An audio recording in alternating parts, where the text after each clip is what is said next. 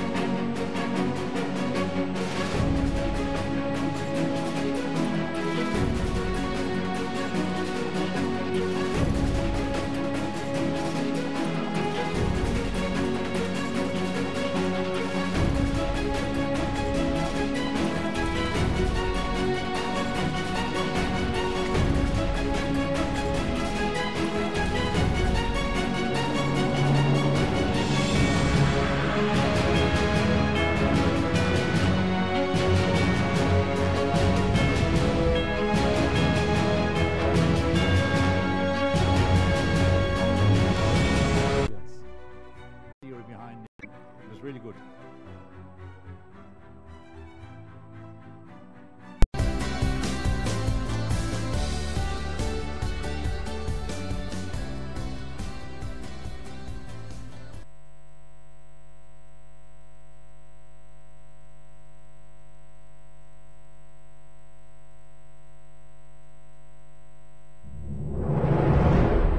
It's special to combine tea and food. I tried like a million times, and in the end I got the flavor, but it took a while. You can do a lot of things with it. Nobody has ever seen it before, and you can be the one who is the person who invents something new with tea. To be in a global competition against the best chefs in the world. We are tea inspired in the Netherlands. We are bringing the Dilmah Real High Tea Challenge to the place that brought Europe its tea traditions.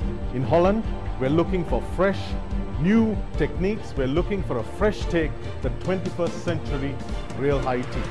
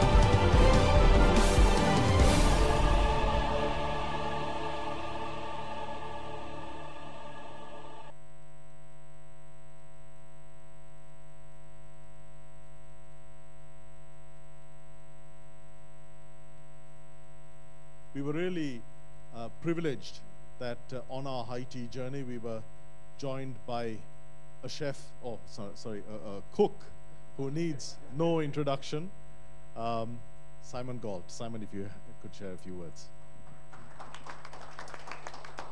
Thank you, and it's been an absolute pleasure and privilege to be involved in judging you guys over the last couple of days.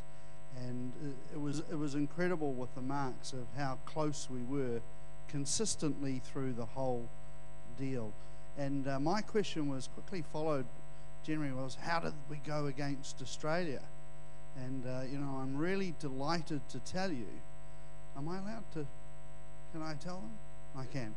That New Zealand had the same number of people as Melbourne in the competition, and we scored right on a par with them, and Melbourne was the top state in Australia. So well done, New Zealand. Somebody's going to go to Sri Lanka to represent our country, and to know that we're up there is a mighty fine start. It's a beautiful country. and the beautiful people, and the Dilmah family are the most wonderful hosts in the world, and you'll come back changed people after going there. It will change your life. I went there, I had 3 weeks with them, and it did change my life. I believe in Dilmah tea as the best tea in the world. I think we have some wonderful produce in New Zealand. We have people making tea in New Zealand now.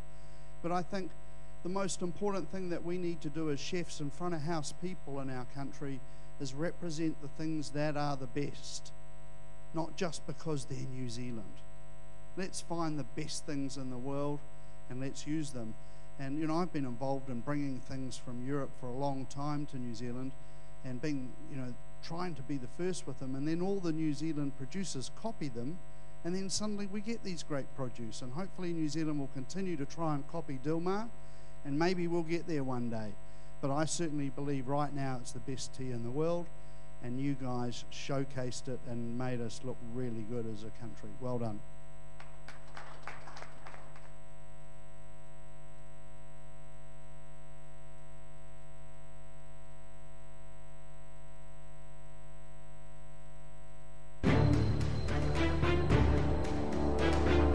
I think maybe the winning formula is we're trying to be more unique than the rest of the contestants. We've taken high tea to a new dimension, possibly just about too far, but it worked. It is the first instance that we have seen a mixologist tasting the tea before they brought it out.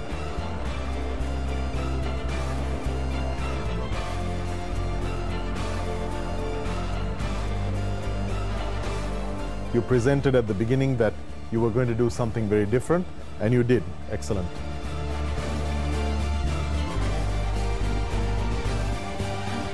I'm too excited and I'm over happy. It's a shock to us that we actually won.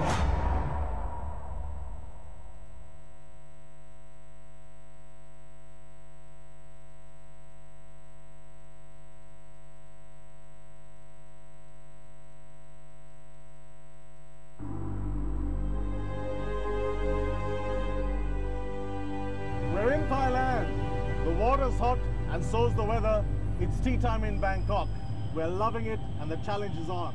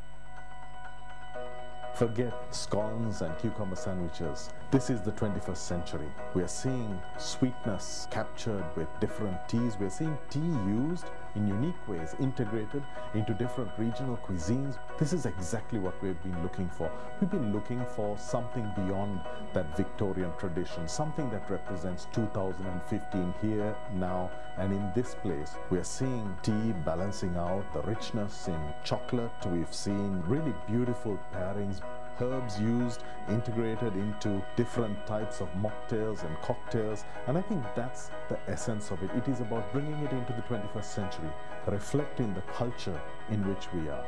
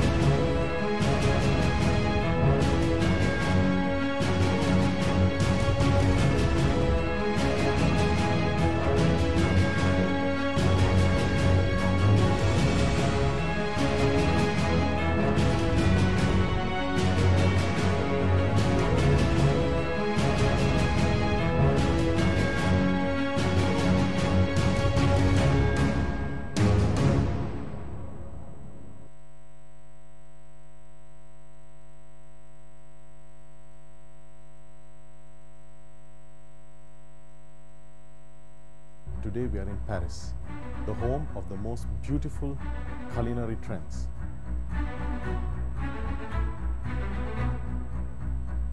Today it is about what France does better than any country in the world. It's about gastronomy. But today also is about celebrating what nature has done uniquely in tea.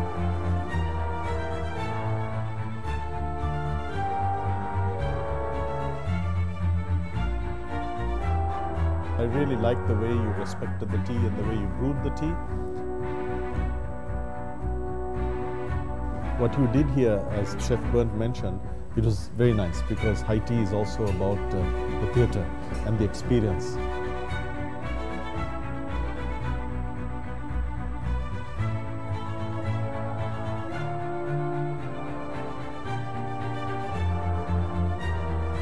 So a good dish, good tea.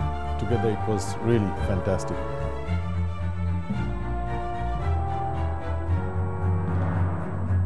You explained the teas well, the theory behind it, the location. It was really good.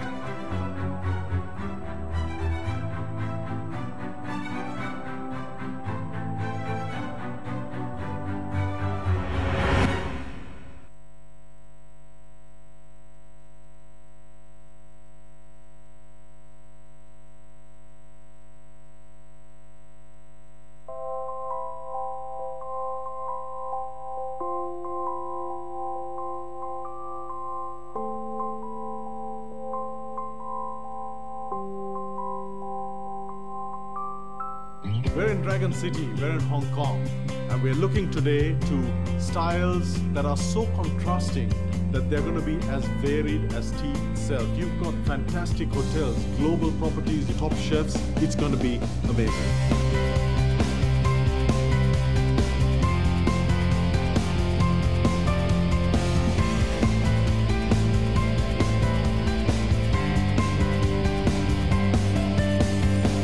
What is the high tea going to shape up like in Hong Kong? Let me show you. A party.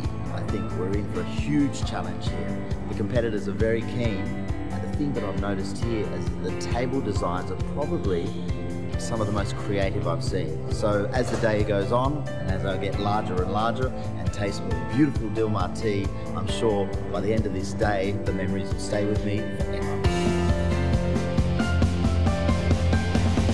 The competitors used this product and absolutely took it to the limit. We were most impressed. Their creations are absolutely mind-boggling, and they will be a lasting memory for a long time. Absolutely wow.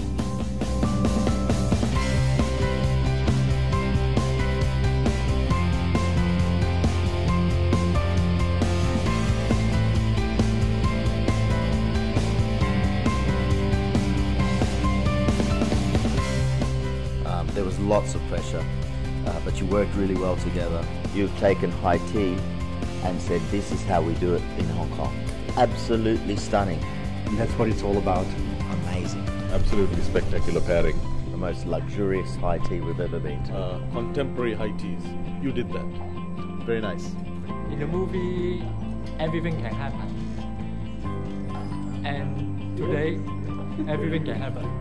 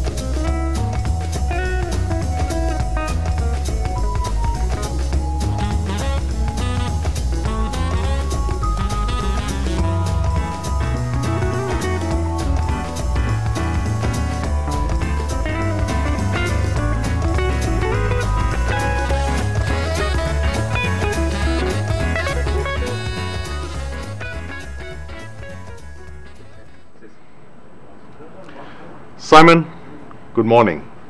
Day 3 of the Dilmah Real High Tea Global Challenge. How are you feeling? The revolution has started. I'm loving it though, because we're not getting the predictable. You think high tea, you think scones, you think cucumber sandwiches. That's not what we're getting. These guys are taking it into the 21st century and they're using the Dilmah tea as an ingredient, not only to make drinks, mocktails, cocktails, in the food as well, and then of course for a great cup of tea. So it's really exciting to see high tea that's transformed, tipped upside down and made interesting. So it's not just something you think of high tea, scones and cucumber sandwiches a bit boring. It's exciting. It's a revolution. That's what it's supposed to be. And you know, on the first day I was really thrilled when you came and looked at the judges briefing at the table and you said, wow, these teas are incredible, this is the new ingredient. And yesterday we had the French team saying that tea is the ingredient of the future of gastronomy. What do you feel? What really impressed you about the teas in this challenge? Well, when all the teas were lined up, there were 30 different teas. And, you know, we've all tried a Chardonnay, tried a Sauvignon Blanc, Pinot Noir, Shiraz. That's what it was like with teas. There was every kind of flavour that you could think of. And when you tasted the different teas, straight away your mind went savoury or sweet. And then your mind started to tick over of all the different things that you could do with that tea. That's exciting, isn't it? For a chef, new ingredients are what we look for all the time. Somebody comes along with a new vegetable or something new. And here we have all these flavours with tea that chefs have just discounted in the past. They haven't thought about it. Now they're thinking about it. Now there was a contestant yesterday and I remember you exclaimed that there was this hidden magical flavor that appeared on the palate when you had the tea. If you remember the last contestant, and we had the Thai curry appearing on the palate. What do you think of that? Well, that blew me away. I mean, you know, it said a green curry, but it came as a dessert, and then there was this little beautiful ball, and when you crunched into it, the lemongrass came out, you had the mango, you had all those flavours going on, but it was the tea that was the ingredient. But when it all came together, it had a flavour. You felt like you were in green curry land, but it was sweet, it was delicious, it was tasty, and it was very clever. So using the tea instead of a curry, instead of cinnamon, instead of ginger, to create that component in the dish is exciting, I think. Now we're not allowed to let out any secrets, but how do you think your fellow countrymen did? Did you enjoy their presentation? I did. I loved their presentation, and I love the journey they took us on. And you know, with the guys from the Langham in Auckland who did the chocolate waka, I mean, you know, the work that would have gone into that, pretty incredible. But we've had some fantastic food, haven't we? And teas, and you know, the perfect cup of tea. It's hard to find sometimes, isn't it? Has this changed your worldview, your perception of tea? Absolutely. Tea is an ingredient that every chef should be considering in their pantry. If you don't have a selection in the pantry, you're out of date. You're yesterday. Okay, so to conclude, and before we get on to the final 4 contestants, a word of advice to budding tea-inspired high tea people. Just not chefs, but anyone who might be watching who would like to know, how do we start in our high tea journey? You need to think about, when you drink tea, what you feel like. This morning, just before, I had a ginger tea. I love ginger in the morning. It sets me going for the day. And as the day progresses, I feel like a different tea. So it's not just you have one tea in the cupboard. Have a selection of teas in the cupboard and think about the mood that you're in and what tea you'd like to drink. Thank you, Simon. It's really an honor having you in Sri Lanka, and thank you for joining my family's inspiration in tea. Thank you. The revolution is alive and well, all It's because happening. of you. Tea will not be the same from tomorrow, 4th of July, when the champion is announced.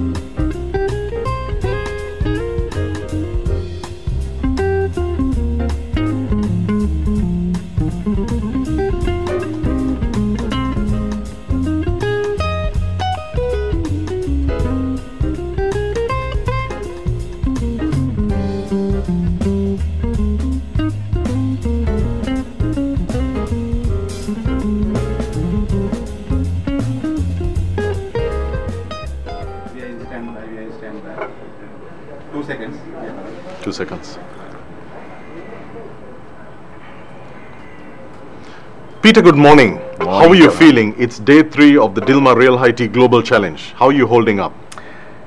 Because of the tea, I think I'm holding up really well, Dilhan. I think you hit the nail on the head at the beginning of this when you said that tea has so many good characteristics to it, but one of the things which is good for us judges is that it emulsifies things as well. And after all the food that we have been eating, delicious, delectable, you know, all the words you can think of, the tea has been our saviour, my saviour anyway, because it just enables me to continue to enjoy every single bite, wash it down with the tea, and still be ready for the next table and the next table. And we've judged a fair few.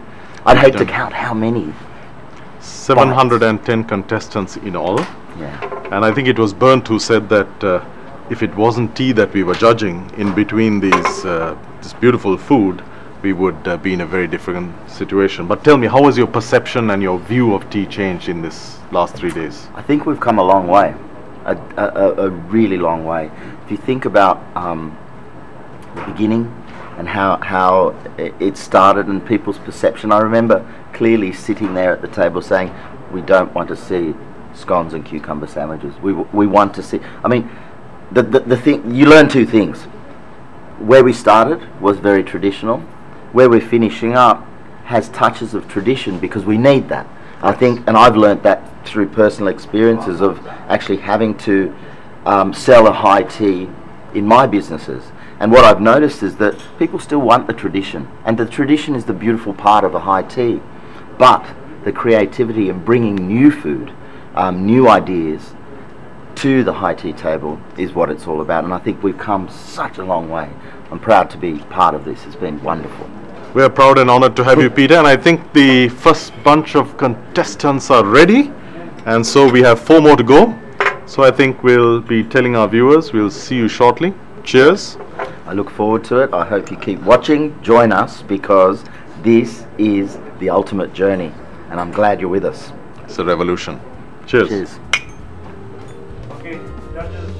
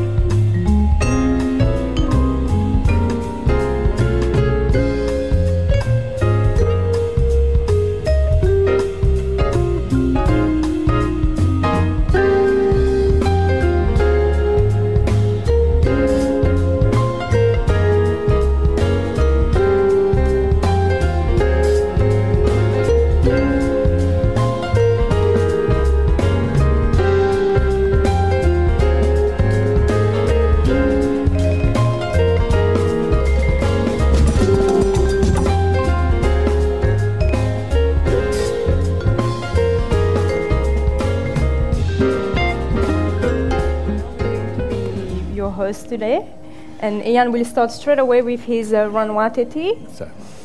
Thank you. And while he's doing his Ranwate, the champagne of tea, I'm going to take you through our high tea today. So our theme is an Australian journey, and why we picked that theme, so we can take you to our culture, history, and landscape. If you have a look at on your right hand side, you have a bit of us and about sustainability. If you look here, you have flowers from Warrandyte, local places, and they're all Australian natives. And the wood, it's from wood yard, where they will sell wood to put the fire and during winter. So we pick these up, the big logs, and we carve it. So now we have a sustainability high tea stand. And the sand, it's not real sand, just in case you're worried. It's kinetic sand, so you can play with it. Oh, I love this stuff. I love it too. Have you seen it before? And also here, if you look here, we have a picnic style. So our high tea, it's not only for fine dining. Us Australian, we like our road trip. We like to pack our high tea and take it everywhere. My voice is shaky. So you have a picnic basket. You can take your high tea everywhere. You have your spices that we use today. You can go for a barbecue, open your packet, your marinade is ready. So what I want to do, in Australia, we have Dilmah tea on the tea section for drinking, but it should also be on the spice section as a marinade. And so that's our idea here. And if you, I will put this down, you can have a look later. If you look at our menu, it's a metal print. if you all lift your menu up, you all have a different landscape of Australia.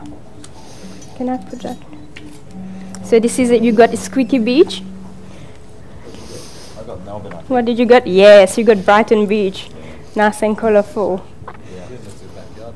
That looks like a backyard. Sorry, I love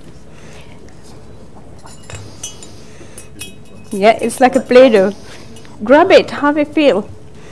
Yeah. And also, I promise everyone today in Australia there will be a love heart on the table. If you all have a look in here, we didn't do that. It was there already. So nature always talk to us. What else can I tell you? So these are used on the, just explain that again. So these are spices and tea mix that we've been using in our savory item, which you will try later on. And so this one here, you got a macadamia, beetroot, rye bread, and that's for our first menu. So it's the taste of it, it's an outback taste. So the bush. And you will, not this one have the tea. But we can put tea in it as a mix. So because today we had to pick only one item with tea, so that's why this one have tea. But I would recommend a beetroot with a pomegranate. So this one here, it could be a pomegranate. So if we had today more variety of things that we could do, I would pick that. Recipes? Oh yeah. That's a little gift for you to take later on. It's Thanks. About everything.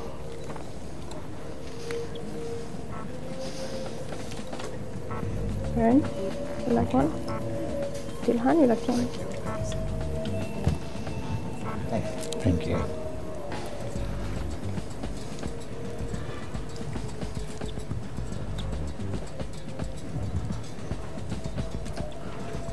So the Ranwati gentleman is, I first tried this when we were up in the tea fields, and we had it made, I think, 3 times. I think we had it made, and I hope I've got it right today.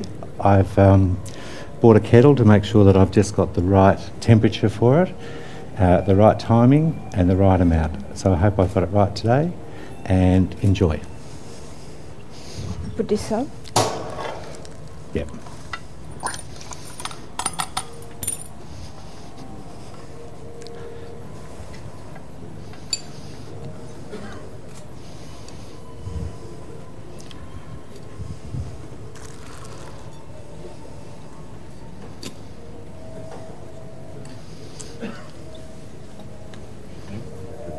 Oops, sorry.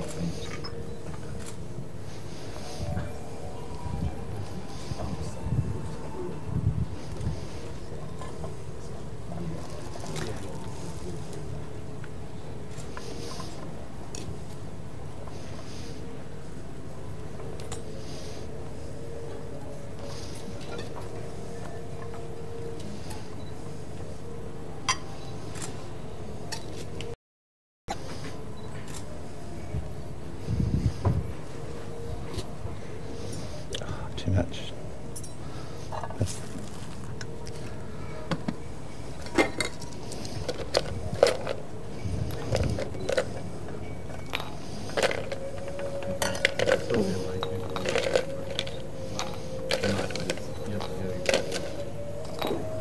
That's the one I use the mix.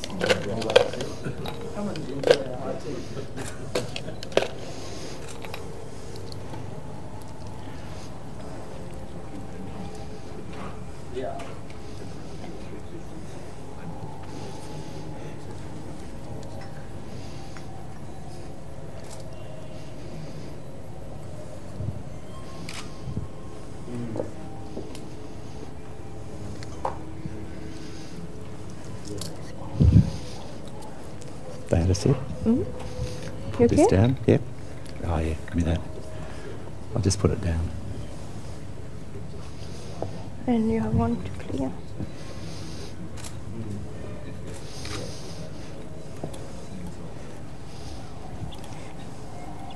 Are you good with your ranwati? Yes, thank you. Yes, thank you. Thank you.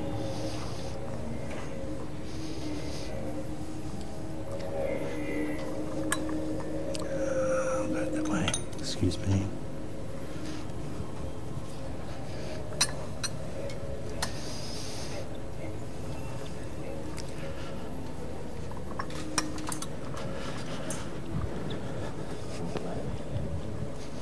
Okay, let's go. Gentlemen, we're going to the bush now, and we use the sencha tea because I really love the earthy flavour of it, and I've combined that with a little bit of cucumber.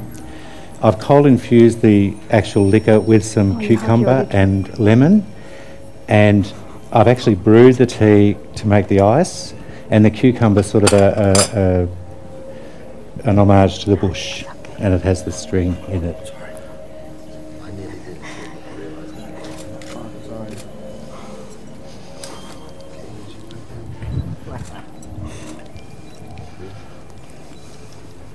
And if you also look at all our plates that we use, the leaf, it all been made from Australian artists, local artists at their home with Australian clay. So we're at Uluru now, and we have some macadamia tea sand, some goat's curd, and fermented garlic. Fermented garlic, and on top of that is a salt baked beetroot and fried salt bush.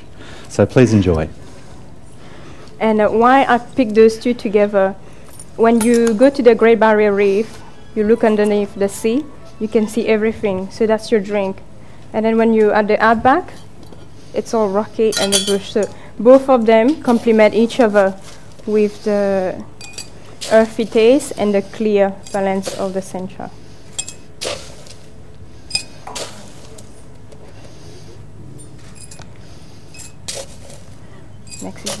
Next, quickly.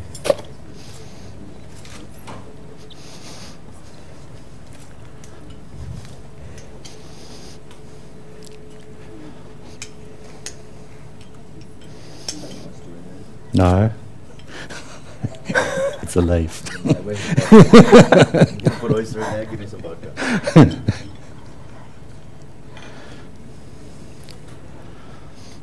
We wanted to balance the richness of the goat's curd and the beetroot with the sencha, I just love the earthy taste of it.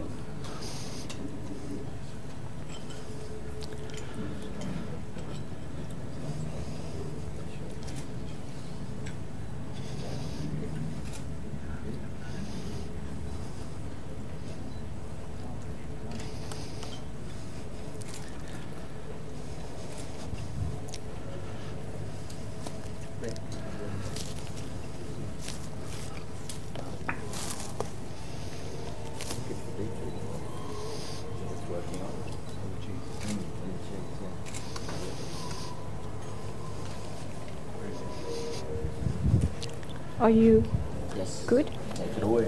Thank you.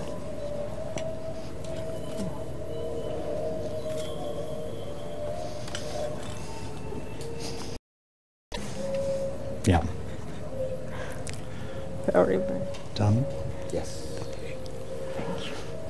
Have enough, Simon? Thank you.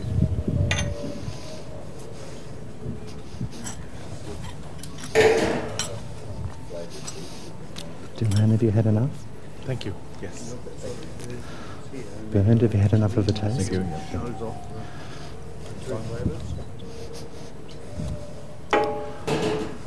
So now you're going to go at the beach. So Aussie, we love our seafood and fish and chips. So that's our version of fish and chips. And what do you have with fish and chips in Australia? Any idea? Drink. Tea. It's all about the tea, Peter.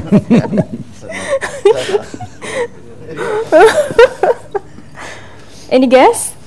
Fish and chips and a beer. Yes. This drink, I wasn't keen in it because as a woman having a high tea, beer, it's not my forte. But Ian win me on this one. You will try and he will give you a detail why he picked this one. Do you want to follow with the fizzy sugar?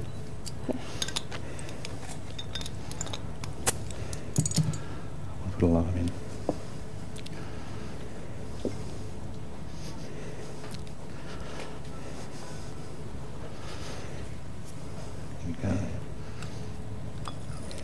We've used a wheat beer because it's just got a cleaner flavour with the lemon verbena tea. And you got a fizz sugar in it with a lime. Ooh, just Ian, just. A little bit less than that, Ian.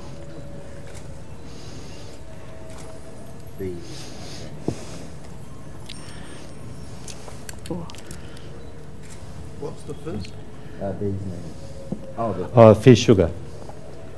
Did you ask for the food? Can I just try this first? The fizz? Yeah, sure. It's just sugar with fizz powder. Okay.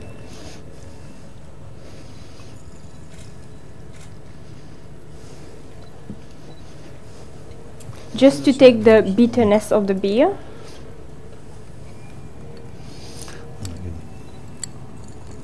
I'll get another bottle. Sorry. Oh, sorry. Got the lime.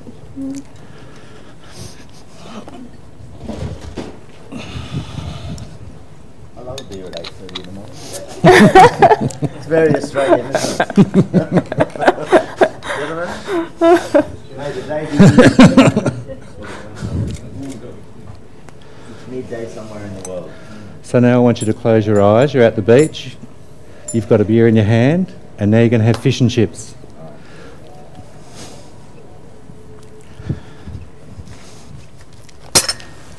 Next. Get your other drink, right? Yeah.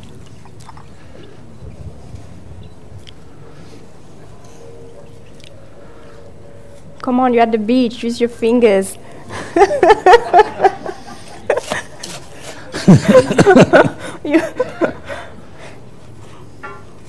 Ladies love the food.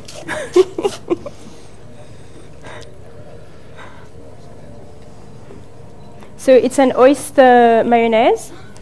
You have prawn frost. You also have finger limes on top. And your potato, of course.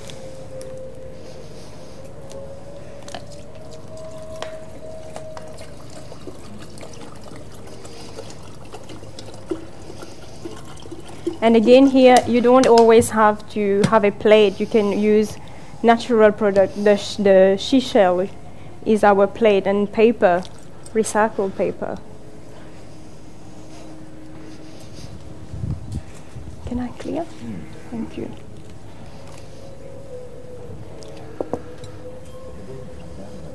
Excuse me. I might also take this away.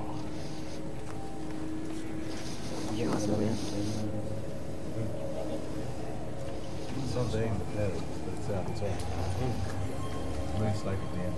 Others on top. How about the sweetness of the tea as well? It removed that bitterness. Oh, look. I know, I made a mess. No, but you should use your fingers. You're not supposed to scold the judges. Okay, all right. That's one point gone. Ian, certificate. I've got to go to the kitchen and get the raspberry. Yeah, what? I've got to go and get the raspberry. Okay.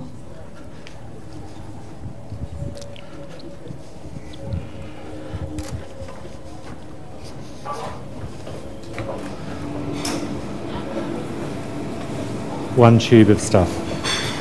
Hey, you're stuck here. Is that good? Thank you.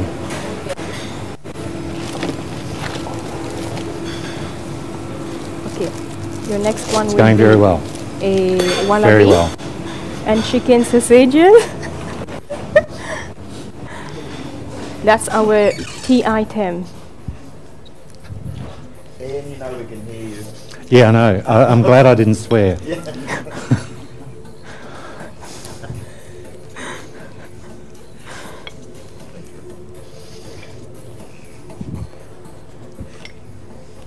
Yep, with this item, please, you can use your salt bush stick. You won't get any spoon or fork with it. And you also have a pomegranate. Okay, I'll just start again.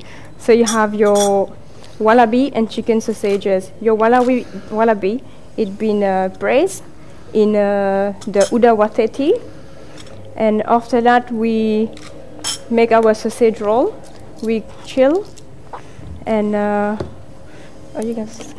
So this is your tea? My tea item, yes. It's here, the bush, with the taste of the seaside and the bush. So the bush now I'm lost. You have your, so it's been grilled in quinoa, and you have your eucalyptus and blood orange seasoning, and it goes with a pomegranate and mint mayonnaise.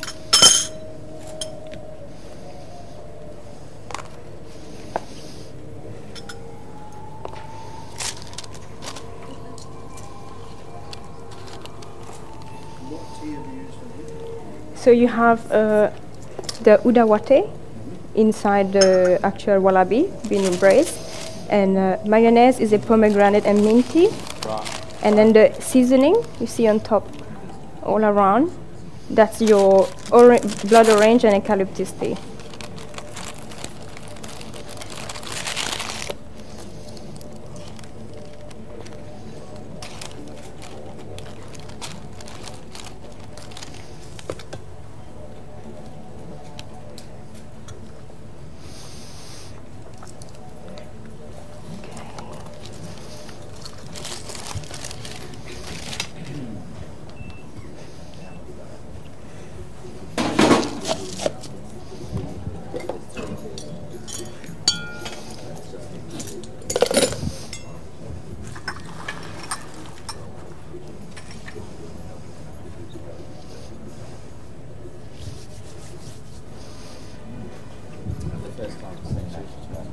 Are we good?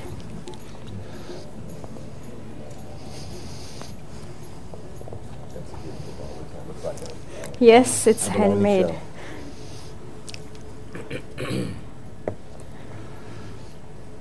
We eat the whole coat of arms.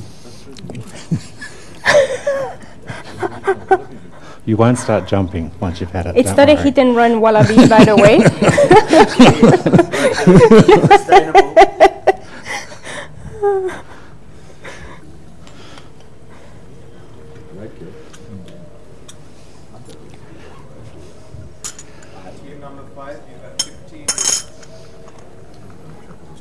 Okay, your next item, it's a apple eye. So it's poached apple in apple cider and figs. Ooh, I forgot to clear you, Peter. And it's a blow sugar. I should have removed it.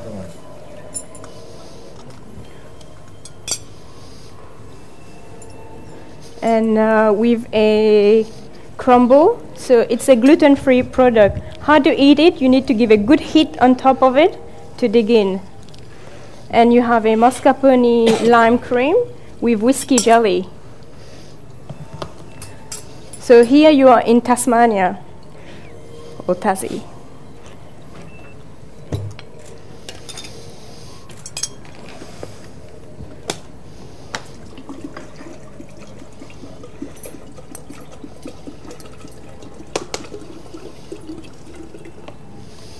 I've got to do it again.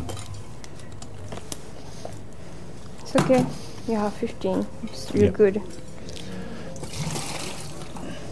I'll put this.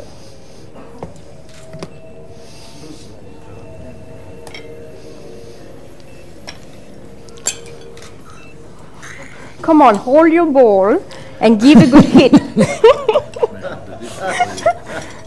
If you pick your stick, you have a scoop of jelly. Pick your stick, eat your jelly as well. Go for it, yeah. So poached apple in cider, apple cider, and you have rosemary and fennel crumble. It's a gluten-free item, and you have a lime cream to go with it.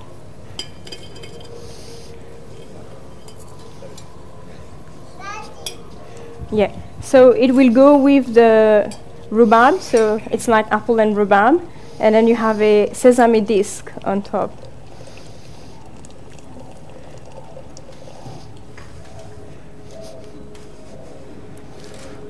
Have a sip of water while Ian is getting ready.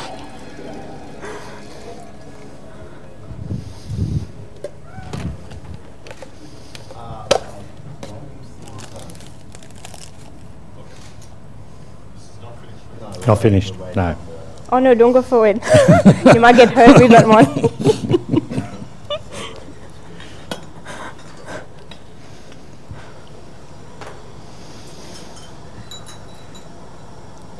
Ian wants to get his perfect brewing, so let's give him a little time there. You're doing well, Ian. Thank you.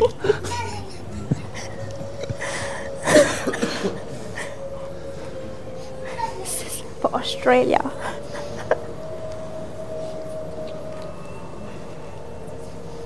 And also, I don't know if you noticed, there's a bit of music as well on our table. It's a mix of Aboriginal, classic, and then it's like a relaxing. Even though I'm not too relaxed today. Oh yeah, I had too much cup of tea. Haven't been sleeping. Black tea all day. Should probably start some green tea. Live, yes. Keep my smile forever.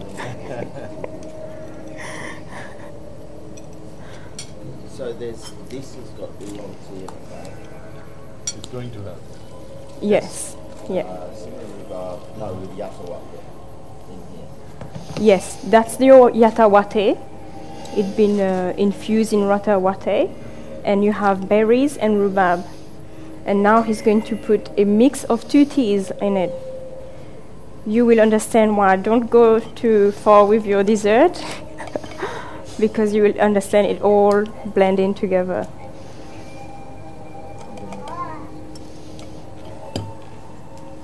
Getting Sorry, there? Silvana, 3 minutes. We got 10 minutes to go.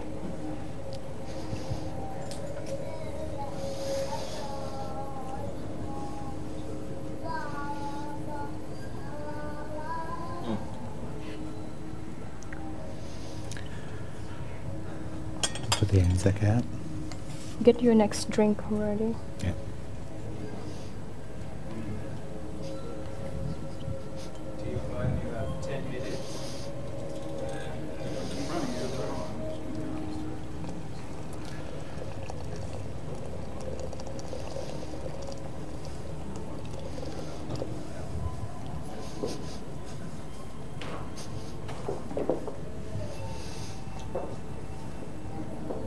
Okay, while Ian is getting ready, I don't want to lose time. Your next item is going to be an Anzac. Anzac is very close to every New Zealand and Australian people. This year we celebrated 100 years of the Anzac, and I thought it would be good to bring this up today. And if you look at the item, I wanted to create a battlefield, and it's a caramel slice. So you have a base of an Anzac cookie, and you have a fallen poppy, and you have, I'll try to recreate like in a forest where the trees are broken down after the fight, and there's rocks, and then you have your poppy. I hope you will love that one later on. Apologies, gentlemen. This is a blend of the 2 teas. I just wanted a little bit of gentle mint in this. We're just passing it through a sesame wafer of caramel. And then if you give a little stir and to mix it through. Come on, boys. And the rhubarb and berry is actually poached in yatawate. And then that goes in.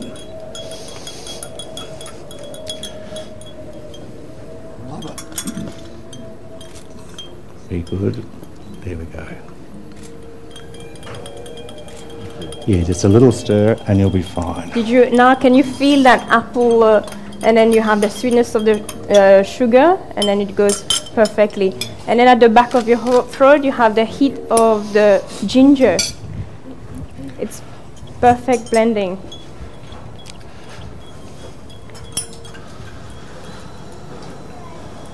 Okay, I'm going to clear.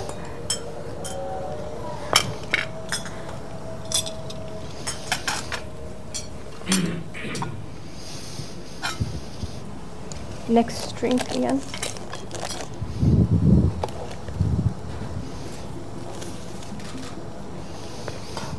Oh, the music goes perfectly with the speedy.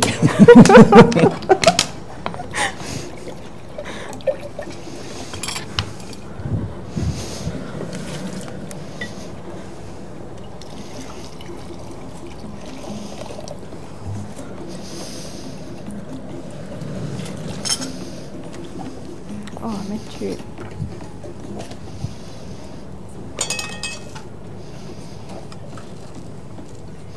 If you might want this underneath.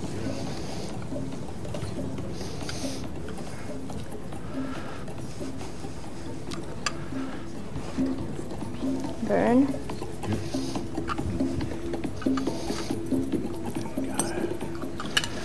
You're doing the wrong thing again. Sorry. You got a drink?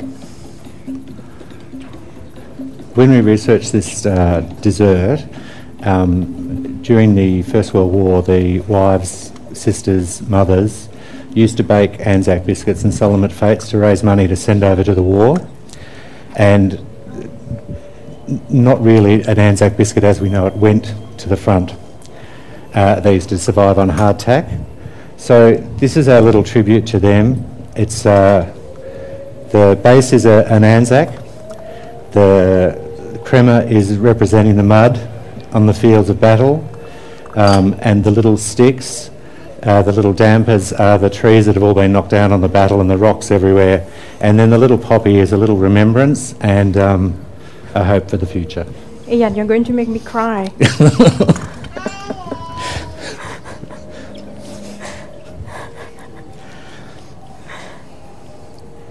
So that's a caramel slice you just have. And if you look at the plate for it, it's a Banksia. I don't have that Australian accent. And again, sustainability.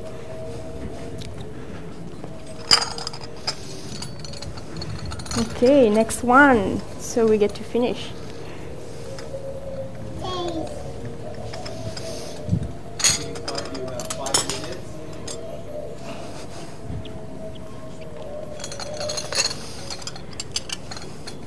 So the next one, gentlemen, is for you, tuxedos.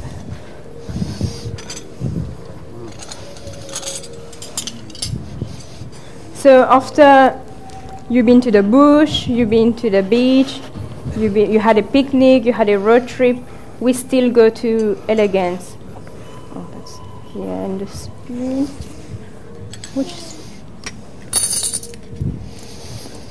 Where's my little trail?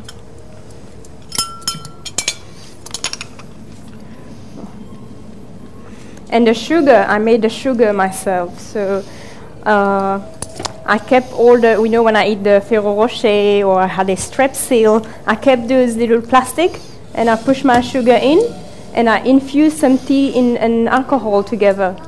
So then I strain it, burn your alcohol off, and you press your sugar down. So you can have different tastes of sugar. So that's another thing you can sell. Tea sugar. So with your traditional elegance, we start with the base of it.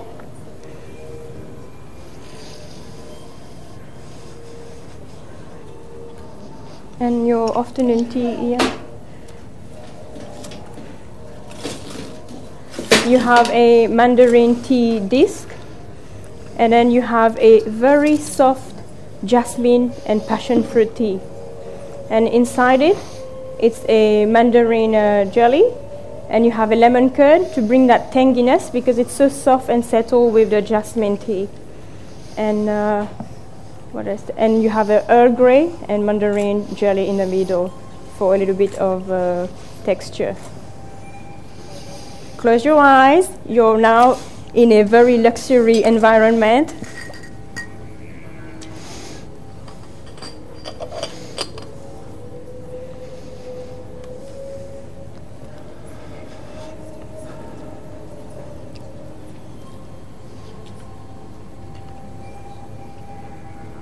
Do you want me to hold your paper? No, it's okay, don't worry.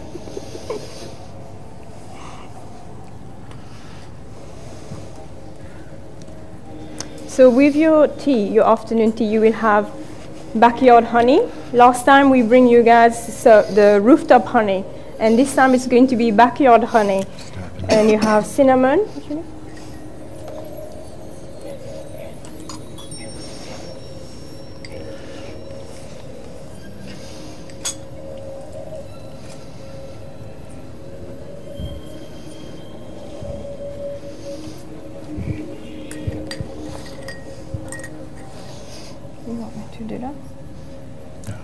Okay, you get 2 service. One will do the tea strainer. Right, I feel one very bit, yeah, that's teamwork. Teamwork. Teamwork. Sometimes.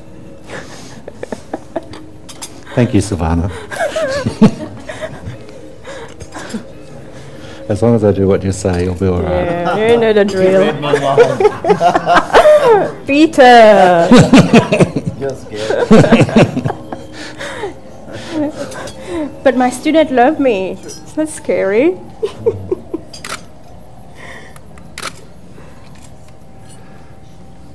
We picked this afternoon tea because we wanted to take it back to where it all began, which is why we all got together, why we all had our afternoon tea, a nice formal cake, and just a beautiful afternoon tea.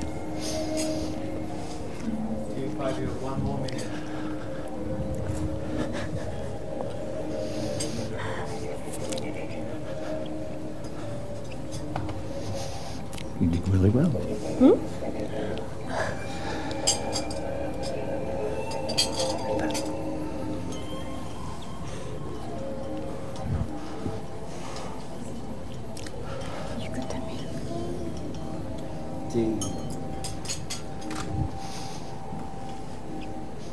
If anyone prefers milk, we have got some milk there. That's for your sugar. What is that? This is something else you can go on the shelf. It's yes, and Frangelico. So that goes on your sugar. So you get different tea sugar. Well, I hope you have enjoyed your high tea, but we want you to take your time and give us you some have no applause. minutes. Take your time for 3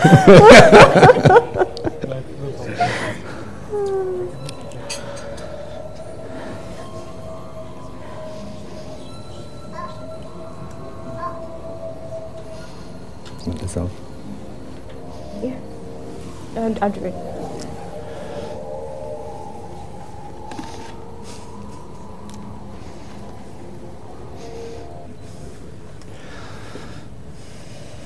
Okay, now you can. We're ready for it. As in the previous session a couple of years ago in Melbourne, well done.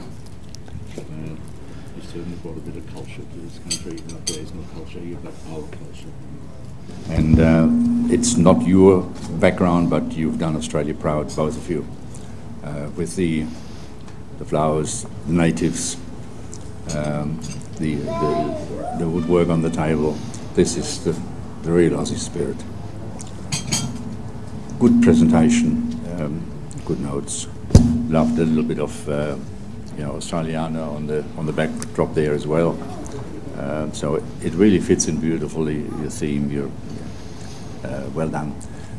Some of the textures I've tasted, starting off with that one, wow, which is pure bliss on the palate. Elegance, you mentioned the word elegance, and it was elegant presentation in elegant textures, elegant flavours. There's very little for me to add to it.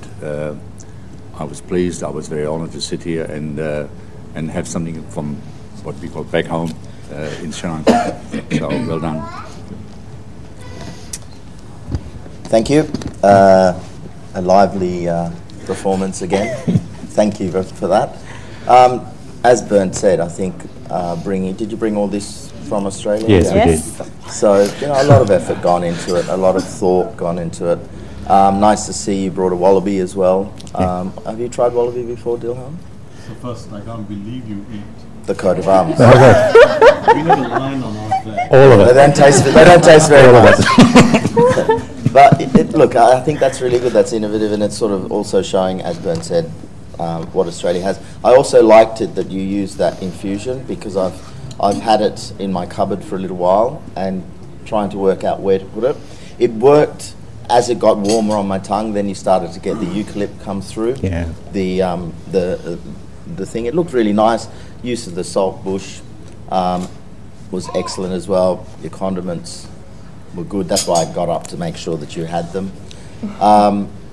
Anzac, lots of thought gone into that about, you know, something that Australians hold very close to them. So you paid a lot of respect, and New Zealanders, a lot of respect to that. The picnic, the way you sort of finished off the menus with different themes was really nice. So it was a pleasure to be here. Enjoyed it. Thank you. Thank you very much.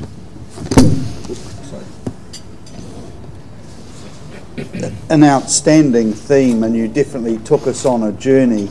And along that journey, a shandy, you just reinvented the shandy. Sorry. I mean, I think that was one of the most clever things I've tried. I mean, why would you have lemonade with beer now when you can have tea? And I've I think renamed it's it. absolutely incredible. It's called the Mandy. The Mandy.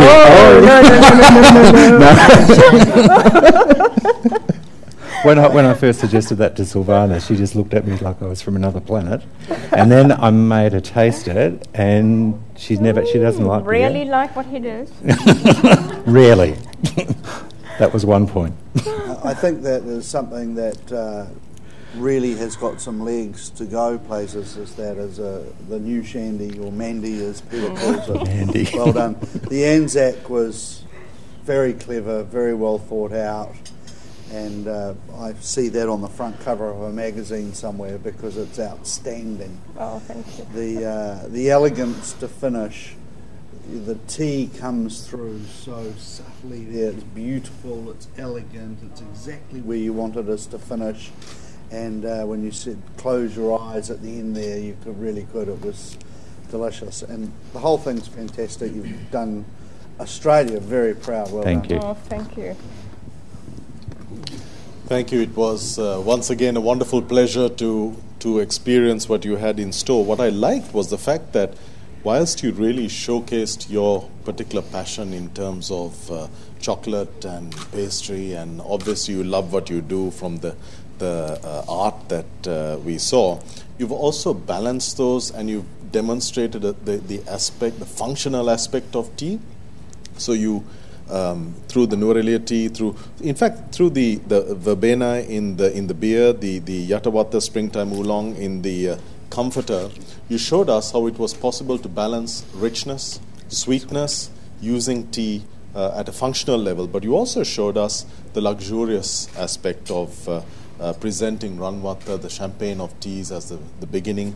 So it was a beautiful presentation, not only of Australian culture and your own passion along this journey, but also of what tea can do, another dimension of what tea can do. So thank you. Thank you very much.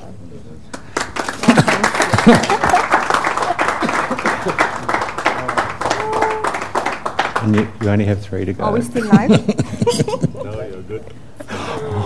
Oh, Thank you very much. Thank you.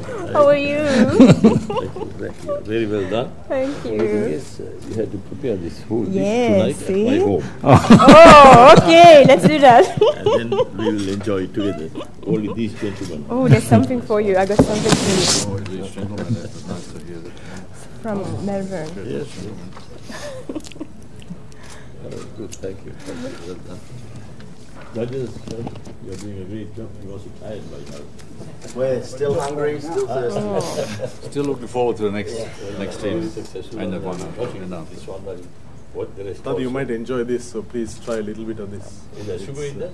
No sugar. No, there's no sugar in this. Oh, no. Free from sugar. Try it around also. Sugar free. Okay, I will. Oh. Okay. Gentlemen, we need to move up, otherwise we'll get in trouble with our slave driver over there. Oh. Some no sugar. I'll put it down for you. No, but then wash it down No with this. worries. Can I ask you judges a little something for Ian and I? Can we get a little autograph on our card? It cost you, but we can. Anything is possible for a fee. That's what we did today. Keep calm. And travel on. So just Thank you. anywhere? Anywhere. Yes, we don't come cheap. Yeah, absolutely.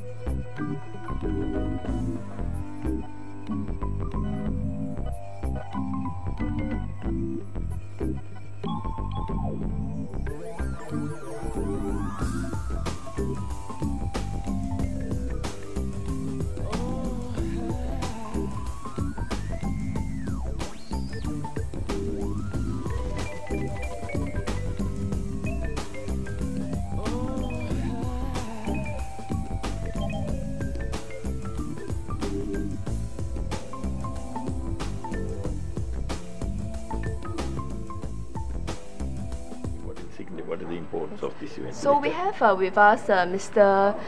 Merrill J. Fernando, with us the founder of Dilmah Tea.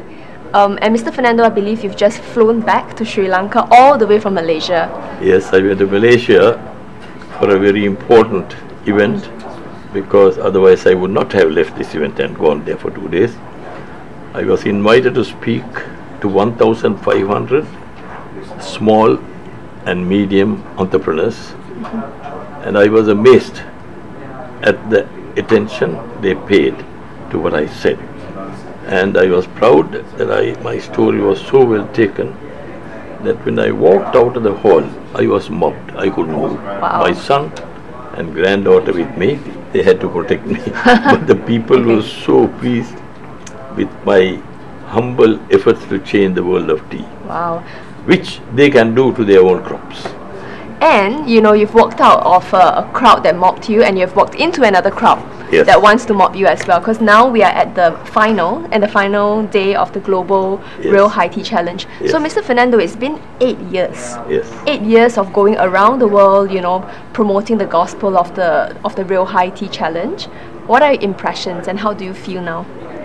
Well, in the initial years, I thought we are chasing a wild goose, that we will never make any impact on tea consumers in our efforts to make the tea a noble, rich, healthy, important beverage. But at the end of the first year, the enthusiasm shown by participants and the public amazed me, so that I would normally not have attended all those events, but I made it a point to go to as many of those as possible and watch the efforts of Dilmah and Dilmah to decommoditize tea and make tea a noble drink. And Dilmah has made tea in the style of wine, by capturing the terroir of each region in my Water series. So those who do not take liquor can take a Cabernet Sauvignon in my Yatawata, or Pinot Noir in my Udawata, and so on. 4 teas which represent or are made in the style of wine.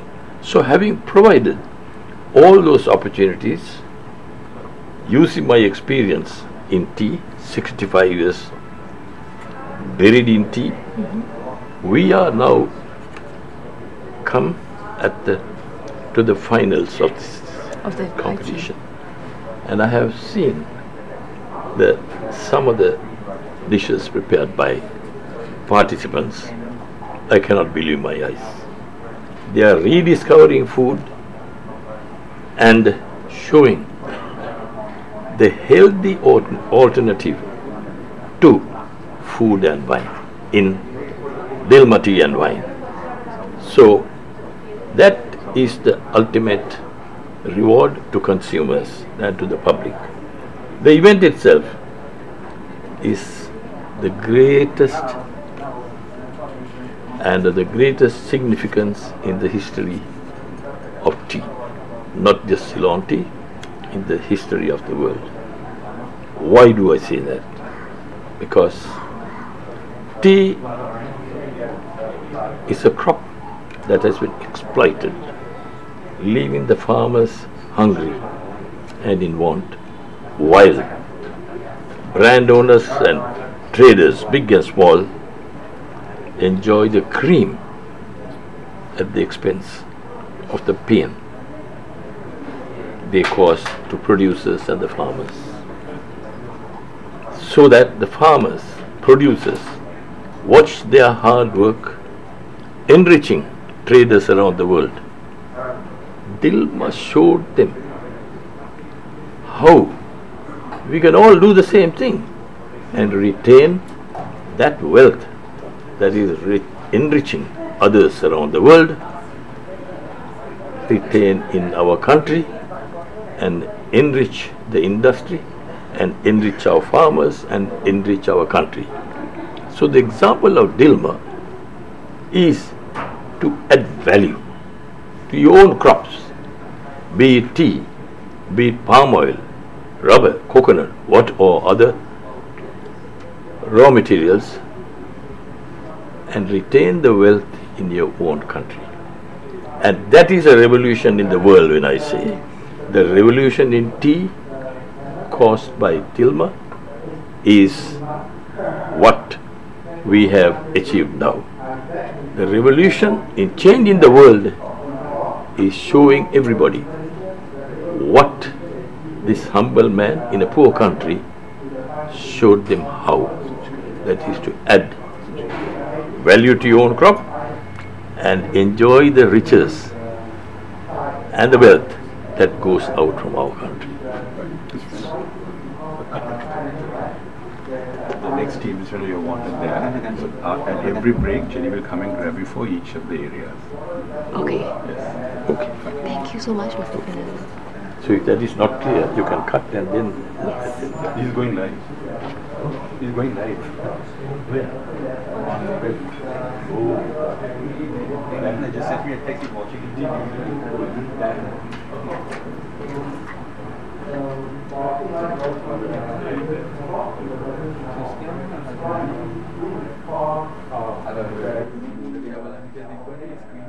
This is a for Singapore is a multicultural country. Yes. We have the Indians, we have the Chinese, we have the Malay, we have the Eurasian. So our food actually mixed together, right? And we also celebrate the 50 years of independence. Yes, right? We are celebrating SG 50 because of independence. Okay. So for the first course of tea, I'm going to represent you tea. So it's the Darjeeling tea. So while you use this, I'll bring you back the journey to the 1819 when Sir Stamford Raffles first found Singapore, just like the Darjeeling tea was found by the British, because Sir Stamford Raffles is also British.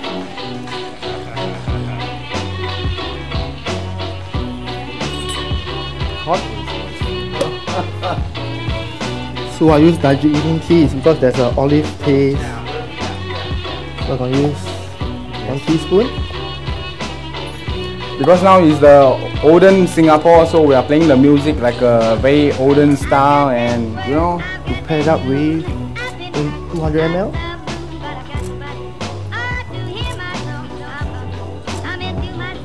Okay, and also give it a good stir. Place the timing on.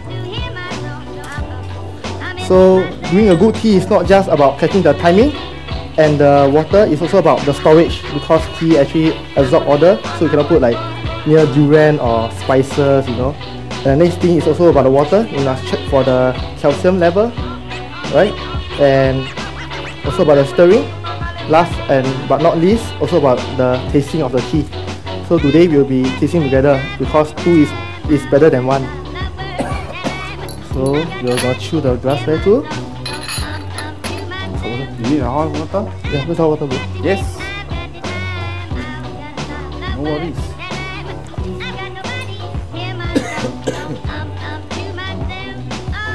As you can see, judges, Zach is trying to warm up the glasses. Could you help me check the temperature of the tea? Okay.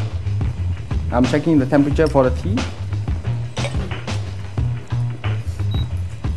While waiting for the tea, I'll be starting the second drink, which is actually called the Comfort in the Monty Crowd.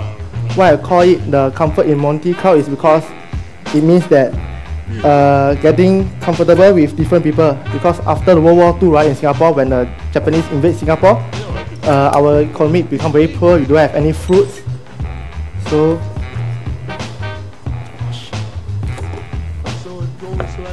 first, I'm going to add my homemade durian and gula melaka syrup for the sweetness.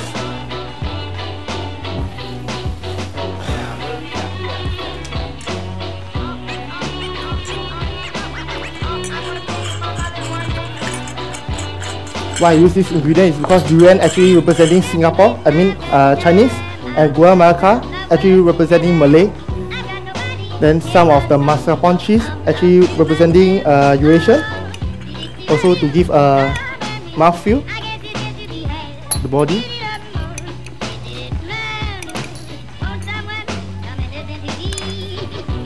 And some cinnamon for the spice, also representing Indian. Four.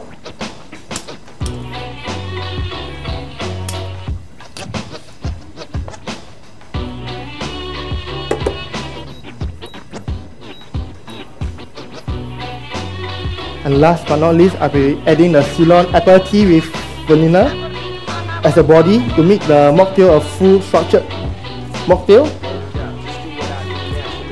You also give a fruity texture to it.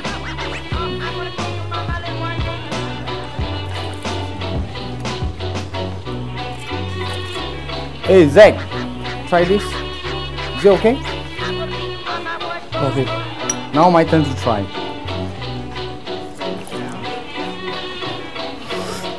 Oh, sorry. Almost for the first tea, pure Darjeeling.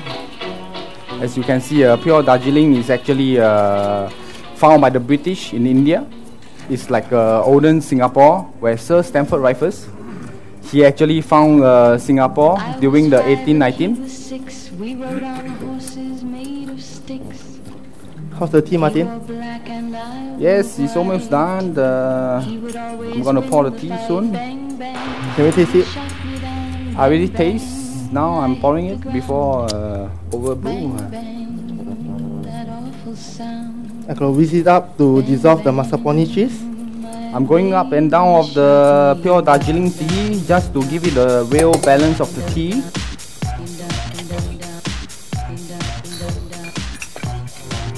And then there you go, judges. For you, chef. Okay. Mr. Dilmah, thank you. I was 5 and he was 6. We rode on horses made of sticks. He wore black and I wore white. He would always win. How's the tea? Bang bang. He shot me down. Bang bang. I hit the ground. How's the tea, judges? Cleaning your palate for the next course? Yes, thank you. Okay. Your food, bro. Sorry. Okay, sorry.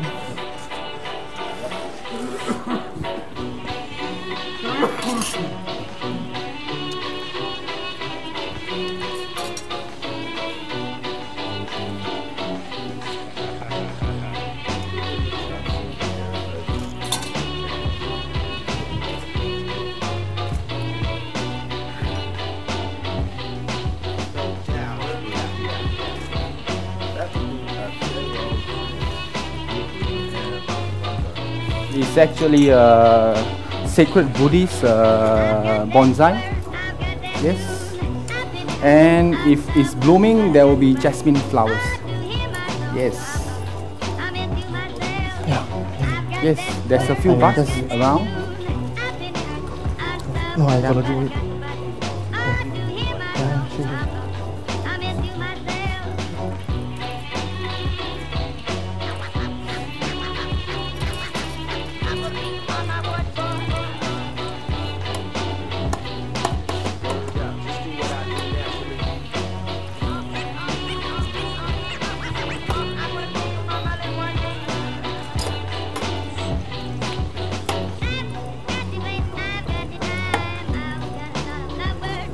Are you ready, Martin? Yes, I'm ready. Can I clear the plates? Sorry? Can I clear? Huh? Can I clear the dish? Yeah. Chef, sorry, I'm gonna clear this. We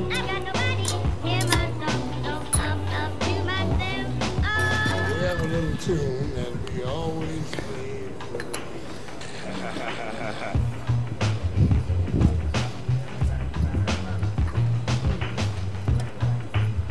Okay, judges, Next, we'll be presenting you comfort in a motley crowd. It means getting different people together, comfortable.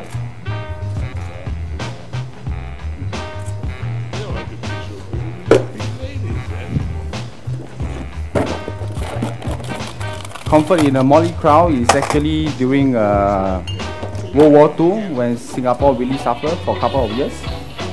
And then it's when the Chinese, the Malays, the Indian, and the Eurasian, they're coming back together as one, because we are multiracial. We respect each other. And then this drink that we are doing is actually a mixture of everything. As for the food, you can see it's hanging on a bonsai tree. After the war, everyone comes together and it's like bearing fruit on the tree. So you can see it's very beautiful, done by us, and there's a cherry tomato stuffed with Singapore chili crab. It's very famous because in Singapore this is one of the Chinese cuisine that you can get almost everywhere, and then it's a famous dish. Yeah. Well, can I get a hot water for me? Okay. This one? Okay.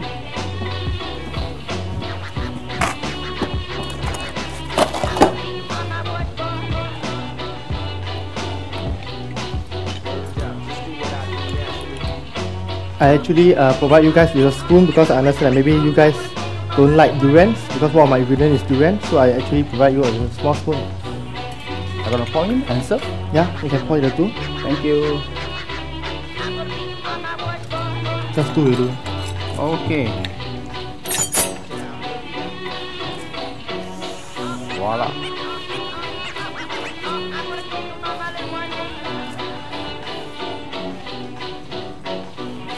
Okay, chef, for you. Chef Uber, for you. That side, right? There you go. I present you comfort in motley crowd. This dry ice is actually infused with jasmine essence. Yes. Because you also must care for the aroma. Yes. Please try the drink and then give us some feedback.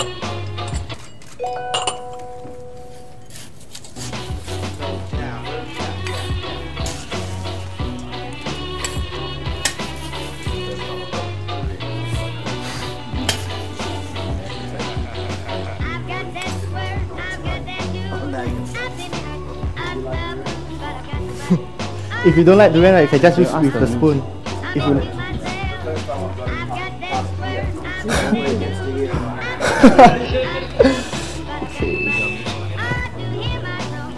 So the next drink, right, is actually called season in the sun. On the sun, because let's go to a journey to the early 80s, where we actually don't have any technology, as in we don't have like iPhone, tablets, computers. So we, as a kid, we often go and play with seesaw.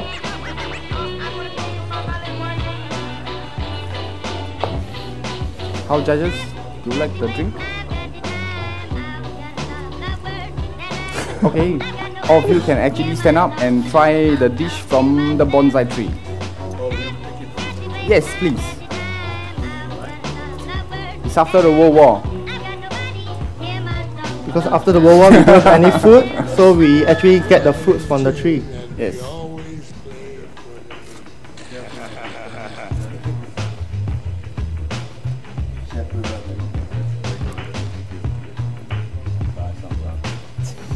There's one here. I don't know.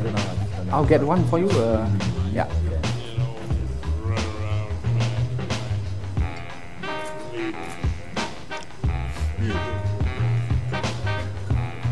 Because durian essence, and he add on a little bit of mascarpone cheese in the drink, and it's very strong in flavor. As for the dish, I decided to use Singapore chili crab because it's sweet and spicy. Clear your plate.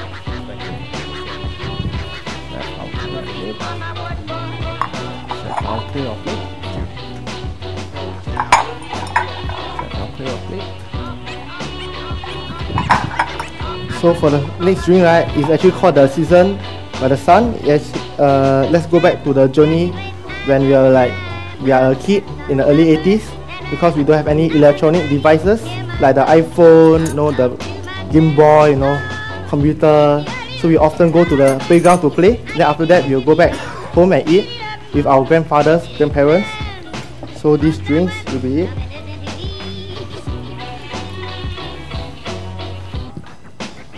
I'll be adding Renwate,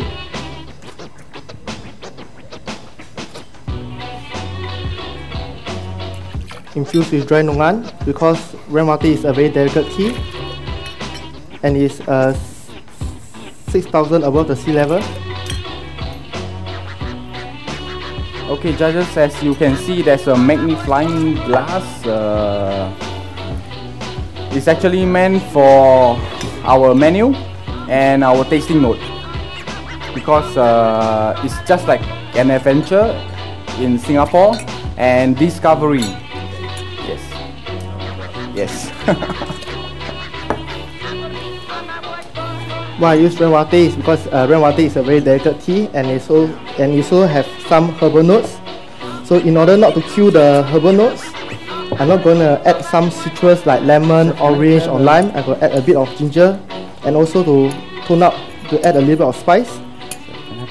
Thank you. Take the glasses off that then. Right. Now we are back to the 80s.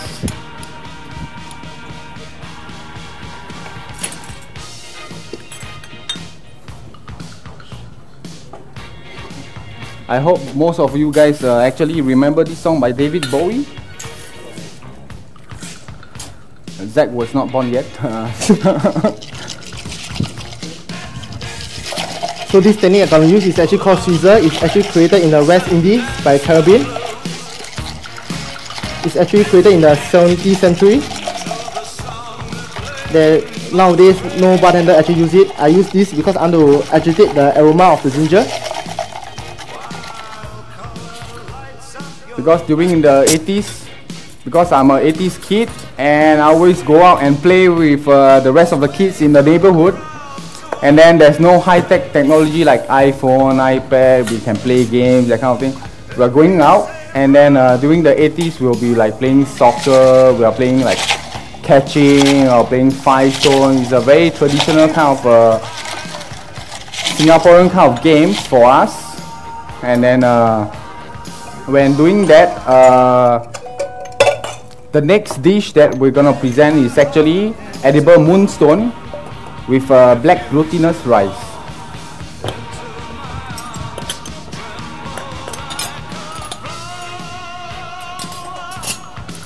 Yep. Hey, chef. Yeah.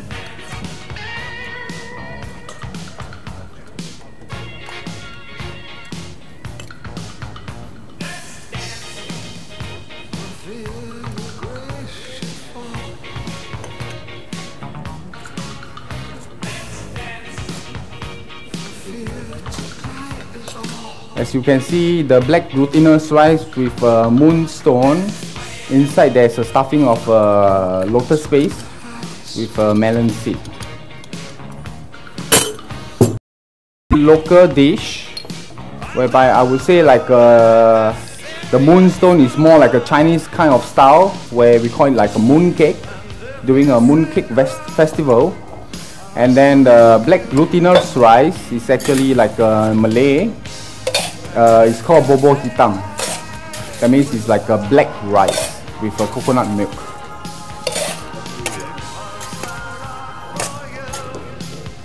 Okay. Okay, let's speed up. Okay. Once you are ready, I will serve.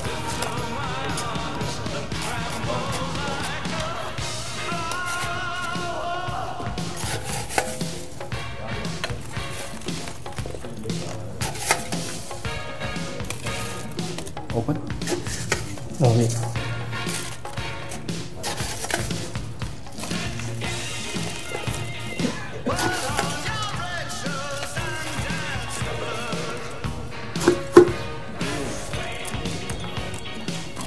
Order is 15 minutes.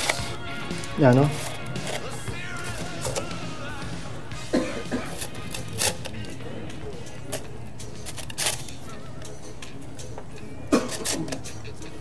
Just clear the dish here. Okay.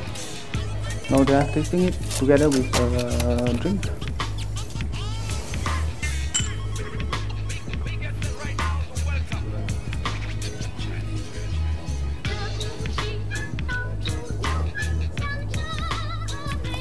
I'll serve this. Yeah, sure. Yes, Mr. Duan. If you turn around, that's actually a wax imprint of yeah. Please open up the bottle and you can enjoy the drink. Seasoned in the sun. Chef Simon, it's for you. Beautiful. Yes. Because in the early 80s, right, we don't have any containers. So when we order any drinks, right, the drink seller will actually give us those condensed milk can to take away. So the next drink I'm going to do is actually called the New Age Old Fashioned. The cap and you can drink it from there. Yes, you can open up. Yeah. Yes. Zach, this is for you to scissor because I'm using a technique called scissor. So actually, every scissor drink, right, there is a scissor stick for you to scissor. So there is some experience to go along with your food experience. You gotta pour the drink or? Yeah, or you can drink from the bottle if you want. If you want a stronger taste. You can actually pour the drink into the can. Yes, it's up to you. Yes, if you want it to be strong, then you will drink from the bottle. It's fine. I need cube ice. I need cube ice. Give me a moment.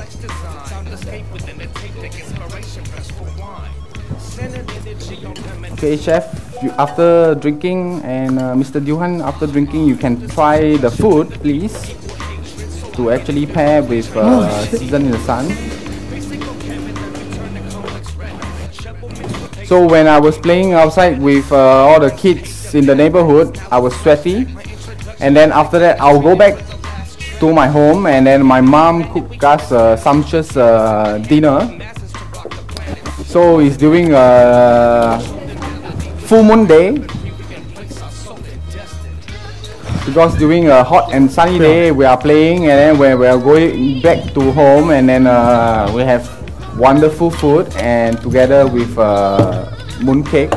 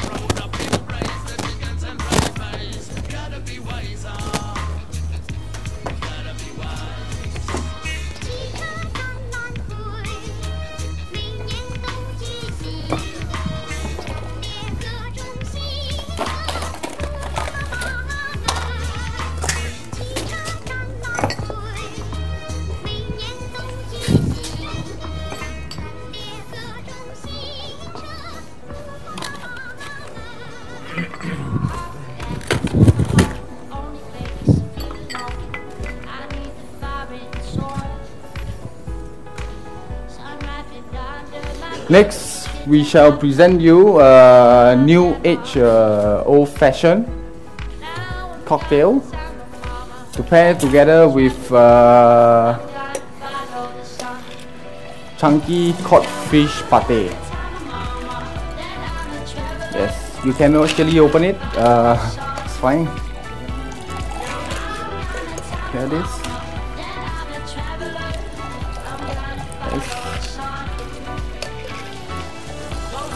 Yes.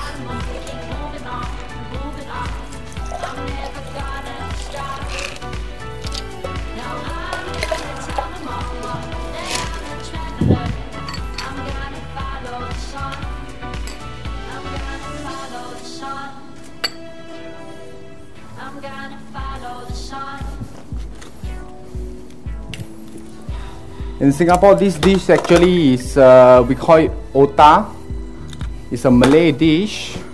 Actually, it's supposed to be wrapped with banana leaf.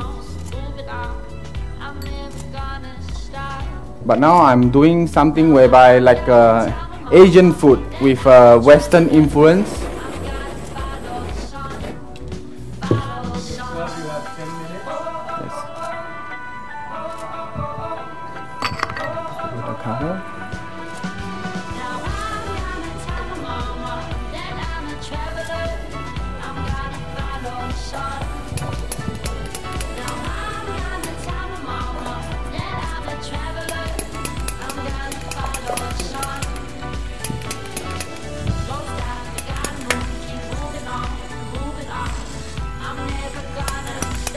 Yes, you can.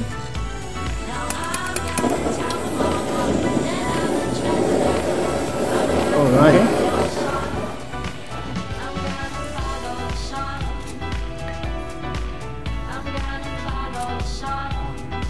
Put it on and then.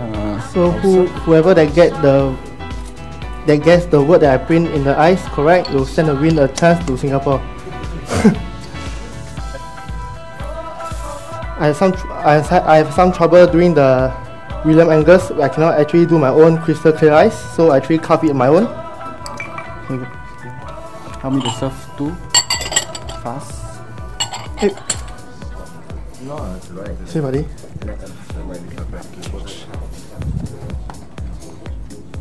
Go fast. Here you go. Thank you. Thank you.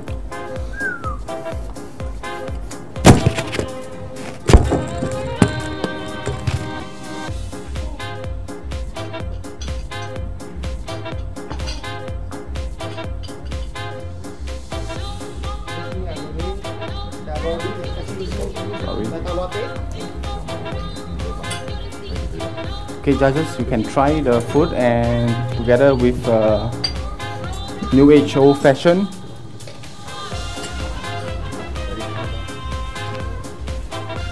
Can actually take out the cover, yes.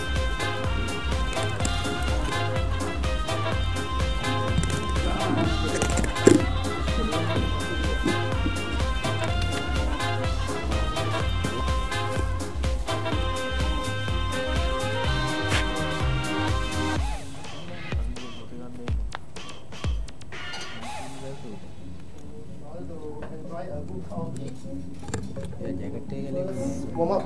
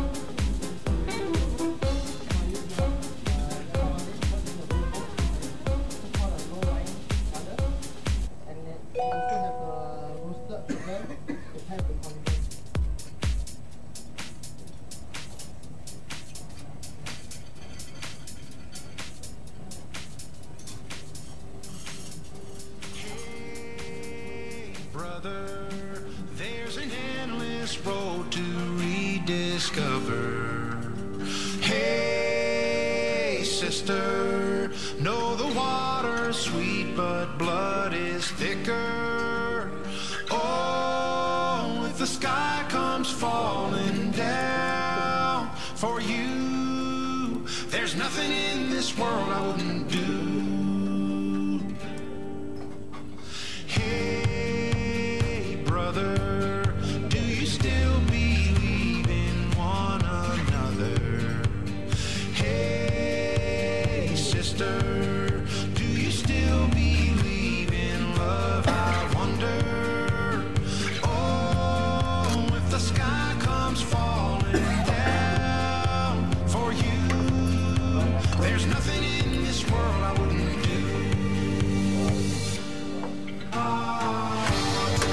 What if I'm far from home? Oh, brother, I will hear you call. What if I lose it all? Oh, sister, I will help you out. Oh, if the sky comes falling down for you, there's nothing in this world I wouldn't do.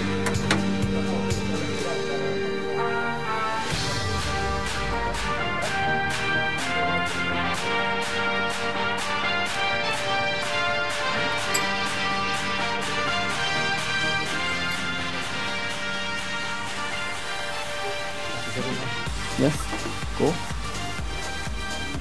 2 minutes. Pass.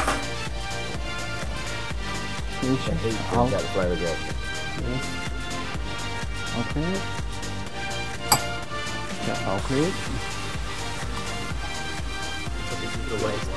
Okay.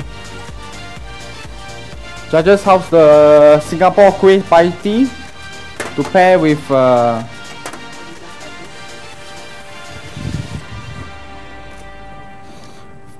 the Fiesta that you guys drinking now?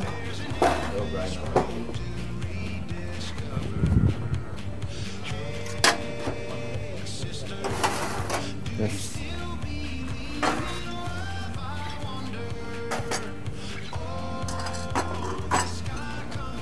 Chef, I'll clear this. Yeah. Chef, can I clear?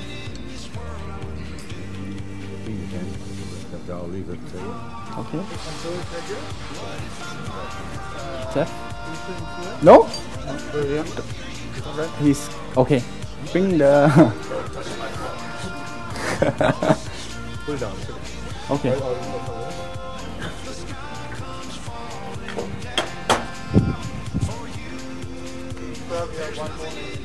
Yes.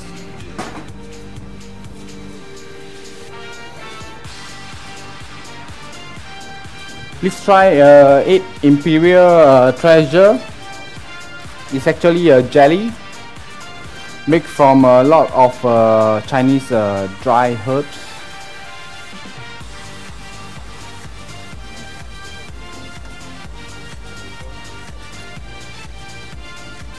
There's wolfberry, there's dry rosebud, very aromatic.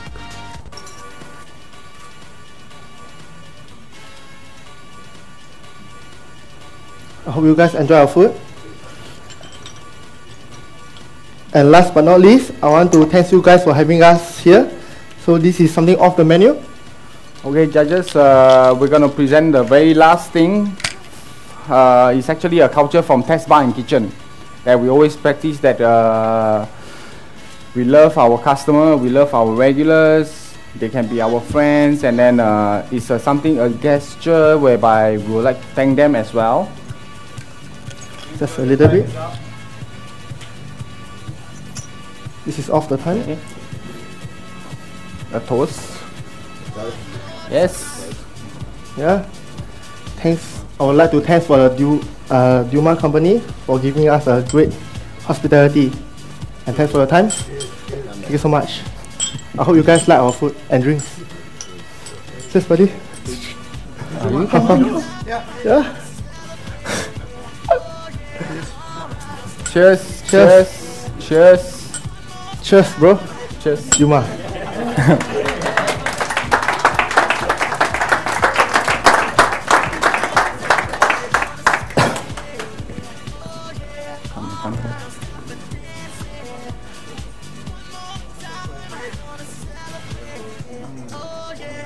Black label. Black label. What? How did I know? You know your tea, I know my stuff. I actually saw the label.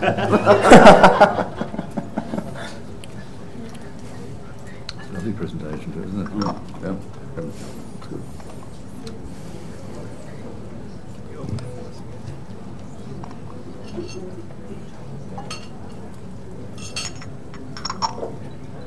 Lovely.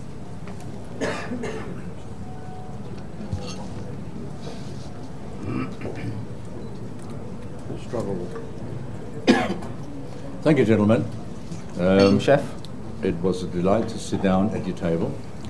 Very simple, very elegant. Beauty is in simplicity quite Yes. often, and in this case it is. Very effective. That's yes, I liked it. And to have your elements together in your explanation before the presentation, or at the start of the presentation, very nice, beautifully done. I love the structure of your menu. Simply, easily to follow. The pairing, what courses comes with what. And that adds to the pleasure and the ease and the elegance of a high tea as well, the structure of the menu. Teamwork, good. You knew where you're coming from. You talked about history, you talked about the days gone by, with the music. It all complemented, it all put us in the mood of once upon a time, and in between brought us into the 21st century with your interpretation of the food, and of course the teas as well, more importantly. Your food, to me, because I'm not of that culture, a little bit strange, but I loved it. Thank you. I was a little bit worried about the sea urchin. Thank you. But it was beautiful, it was nice, and the pairing was just beautiful. It was really nice. The drink itself looked good, it tasted good, and combined on the palate, it really did what it's supposed to do. Something wow on the palate, so well done. Your presentations of the food, yes, a lot of thought into that, and yeah, it was a pleasure sitting here, and I'll leave something for my valued colleagues to say as well. Thank you. Thanks, gentlemen. Thank The you, Chef. Dilmah brand has gone everywhere. I thought I'd seen it all in a bottle of beer, but now I've seen it in a can of soup. Forget Campbell's soup. Dilmah soup is going to take over the world. Yes. Great innovation. Thank you. Really good ideas. Your condiments spoke about your culture, and that's good. You still offered them, but gave us a whole variety of different options if we wanted to add it to the tea. Not that we ever would. Your bonsai, great idea. It sort of came to life as we started the show.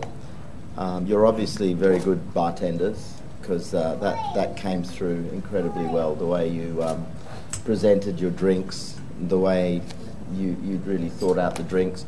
I was really interested with the pork jowl, but I think Simon will probably want us to say a few words too. But pork jowl is being used a lot in Australia now, Okay. and it's nice to see a very different way of doing it. Yes. And of course, the inclusion of tea is what this competition's all about. But you managed to get me to eat durian for the first time in my life. Thank you, Chef. So Thank you, Chef. from now on, when I come to Singapore, I'm not going to the market, I'm coming to your bar, Sure, and I'll be sure. drinking durian rather than eating it. Thanks for the experience. Thank you, Chef. Coming to your bar must be a real experience, one I'd like to try actually, because everything there from the start to finish was an experience. It was exciting from, as you pop things on the tree, to the little tiny spoon to have the cocktail. Your new old fashioned was absolutely amazing. It was a beautiful cocktail. The presentation of the pork jowl, the presentation of everything, really, really great. Looked great. The level of detail and the thought that's gone into it is really up here. It's really, really impressive. And there were a lot of wows every time something arrived at the table, from start to finish, right through to the condiments. We could talk all afternoon about the little bits and pieces, the use of wolfberries, Really nice. Homemade And there we wolfberry. see goji berries being used. They're so good for us, right? But and the theme was great.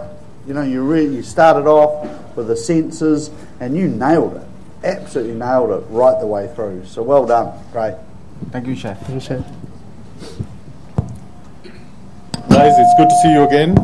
Remember that this time, because it's a final, we are focusing on the positives, so it's not a comprehensive critique, but wow is what you presented. You know, you are representing your culture in a very elegant way. I love the way you compress the 50 years of Singapore's existence from the diversity of the culture through to the different styles of food. The manner in which you presented the experience and integrated the philosophy of your presentation, how you have explained it in your paperwork, you know, talking about the spirit of the nation and representing it in terms of the tea and the food. That's really what the high tea is about, because in addition to good food, good tea, it's about a story that weaves everything together. It's ultimately it's an experience. And so often high tea is taken as a substitute for dinner that it is a pity it loses out on that most important social aspect of tea. So you represented that beautifully, very elegantly, and really I congratulate you because you did yourselves proud and you did Singapore proud. Well done. Thank you so much. Thank you, Mr. Dilmah.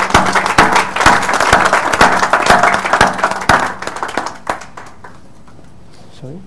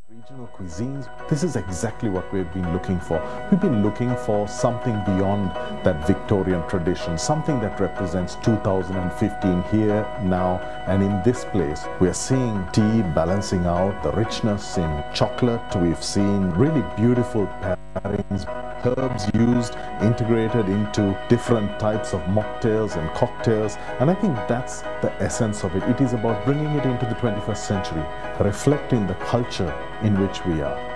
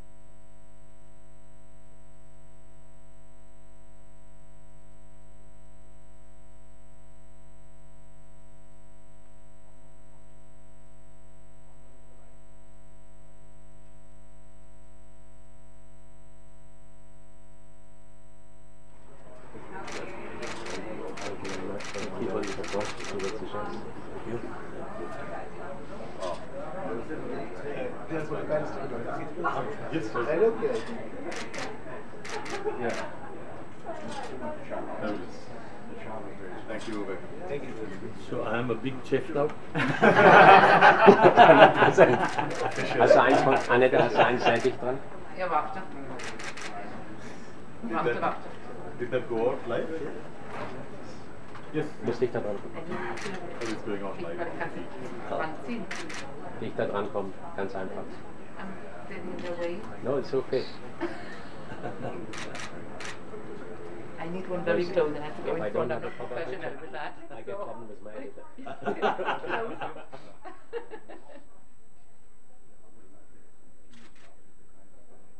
Okay, thank you. We don't make shoe and counter promotion. So now I can start a restaurant, wear this and go there. Yeah. And frame this. He does very good crepes, is it? Yeah. It's a fantastic finish.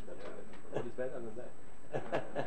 But I think you don't have to worry. You know so many good chefs now. Yes, I know.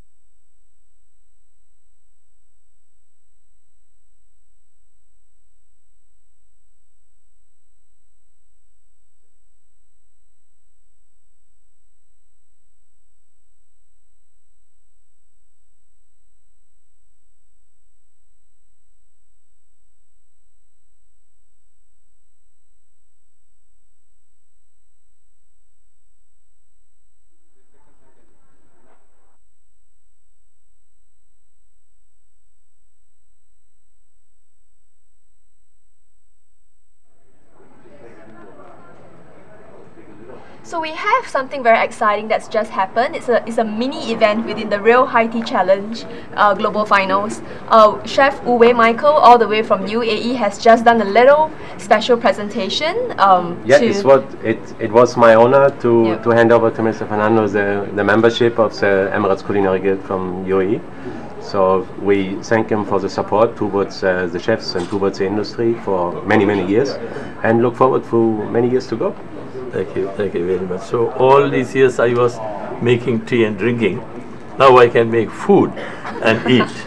And the Dilmah story of matching food with tea, I can do at home now. Thank you. Thank you. It's great gift. Thank you very much. Thank you very much, gentlemen. And Ragnar, you're from the World Chef's office. Do you have anything else to add on? Yeah, well, absolutely very proud to be a part of this event with Dilmah Tea, with the great work of Dylan, to really push the boundaries of tea and make it into a product that is of top of the standards. And it's for the chefs, it's a great product to work with, both in the food and also in pairing the food and wine, so food and tea. So it's a great honor to be here, sir. Thank you very much. Thank you very much. And I think what we have seen the last 3 days, thank you. It's amazing what you can do with tea. And the creativity of the teams, what we have seen, I think it's just amazing. Absolutely. Tea is a noble drink.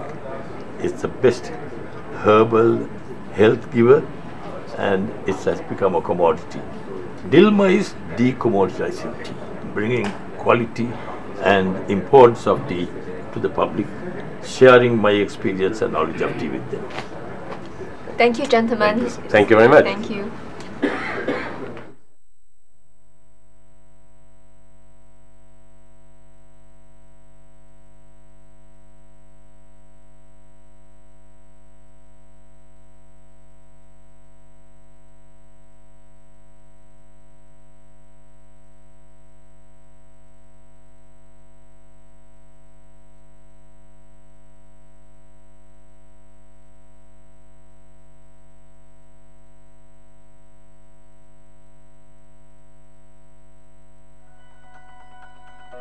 Forget scones and cucumber sandwiches. This is the 21st century. We are seeing sweetness captured with different teas. We are seeing tea used in unique ways, integrated into different regional cuisines. This is exactly what we've been looking for.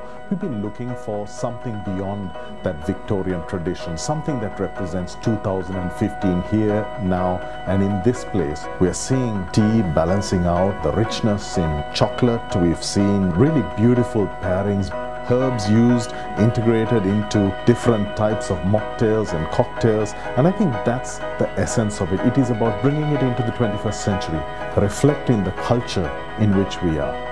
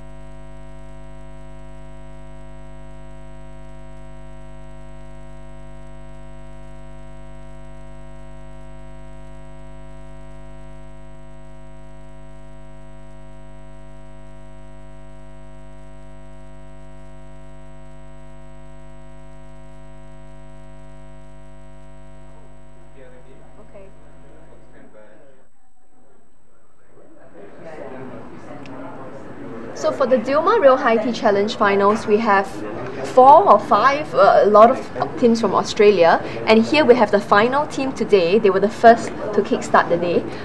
From Melbourne, right? We have Salvena and Ian with us. Thank you. So Salvena is the chef and Ian is the mixologist. So guys, how was the experience for you? Oh, amazing. It started with a bit of a bump bringing everything from Australia because we wanted to bring our Australian produce and culture, so that was challenging, but after that it's amazing experience to create all those tea experience. And yeah, and what were some of the Australian experiences that you brought with you? Okay, the amazing one was the wallaby sausages, and which was cooked in tea, and we have the tea spice to go with it, tea mayonnaise. And we also have some woods from Australia, and our flowers, the bouquet was Australian natives. Wow. So we have and the sand quite a was bit. from Australia. Yes, that's sand. right. Wow. So our theme followed the outback, the bush, the sea, and the cities of Australia. So we tried to cover all bases and explain to people that you don't need to be sitting at a starched white table to have a good cup of tea. You can be on the beach, picnic, wherever. And that was sort of what the theme we were going for. Wow, so it's experiencing the entire Australia within a high tea setting. Exactly. Yes. And what were some of the comments from the judges? They loved the beer. We did a beer tea. Oh, what kind of tea did you use? We used lemon verbena tea, Okay. and we infused it in beer, and then we froze it, and then we crushed it, and then we infused it in a little bit more beer, and then we topped it with fresh beer, and then had some fizzing sugar. Okay. And it was, and a little touch of lime, but they loved it. They especially this time of the morning. They loved having the first thing in the morning. Yeah, sounds like the best thing to start your morning with. Oh yes. So you must have had a lot of tea experiences. Practicing for the finals. So maybe one memorable tea incident that you've both shared. When we both argued over taste. Because we are great foils off each other. Okay. So if as long as Silvana likes it, it's perfect. Okay. So no, not really. No, not really. So we do. In our drinks, there's both input. There's a bit of baking, a bit of a kitchen, and a bit of bar happening. My in background's our in the drinks. kitchen as well, and then I moved into management quite a while ago. So I have a kitchen base as So well. being together in a kitchen and being a team was amazing journey. Yes, thank you, Ian. So what do you think your chances are of winning? Chances? We're already a winner. Coming here and be with everyone in the world, a global challenge, that's We're huge very, for very us. happy to be here, and come what may, we're very happy to be here. And we are very happy to have you here as well. Oh, thank you. Thank you guys, thank you. Thank you. Thanks.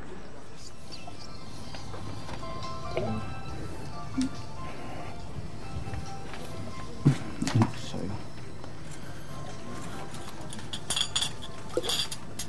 Let's see.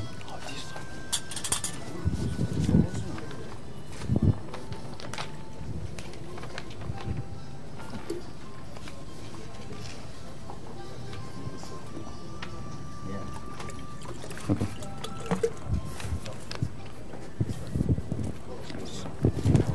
Yeah.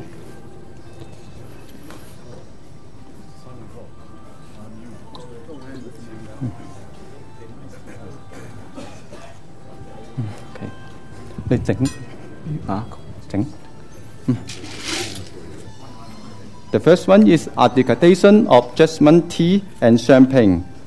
The recipe is the fresh squeezed orange juice, the jasmine syrup, and the jasmine foam and jasmine powder.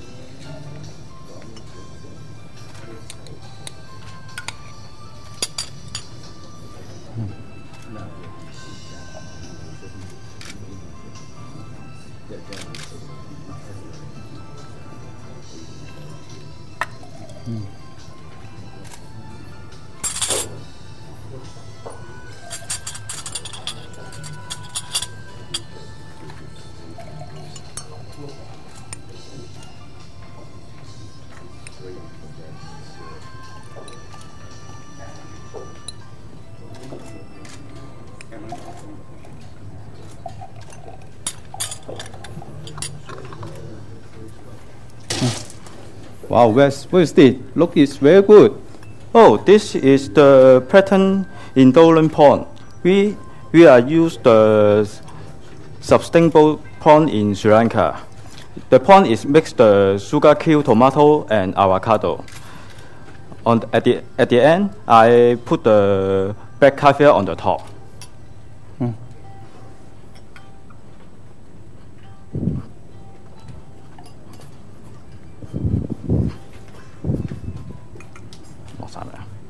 네, 천천히.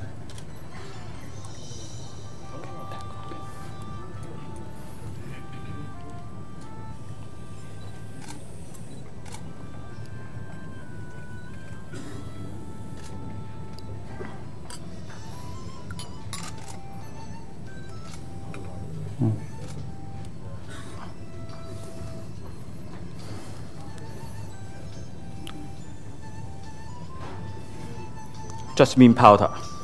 Yeah.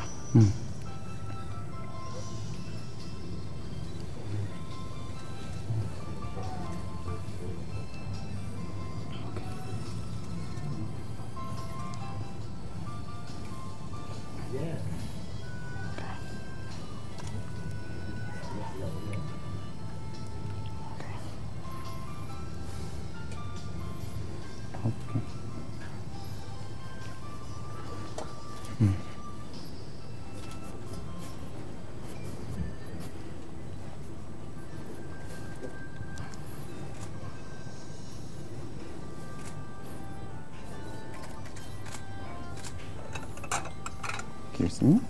Thank you.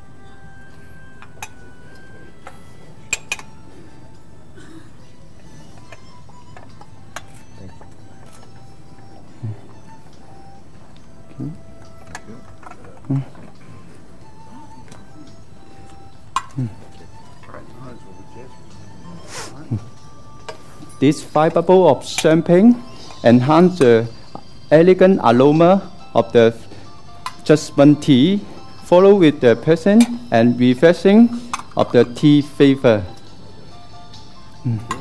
And all perfect element, the well pairing with the pond and caviar. Please enjoy.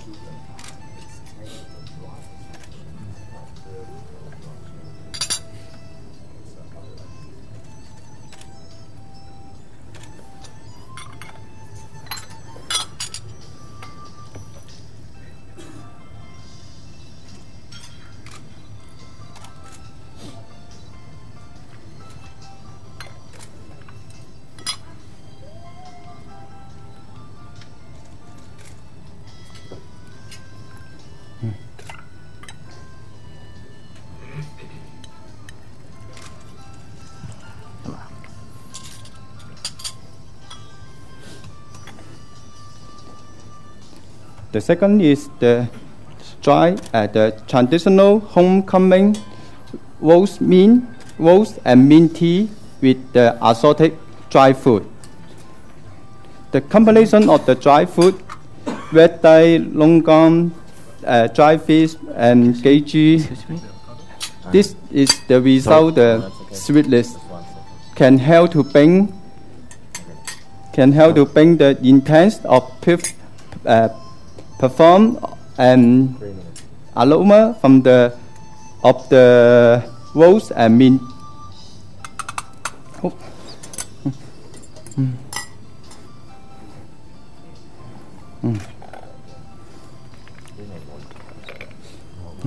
Thank you. Kiss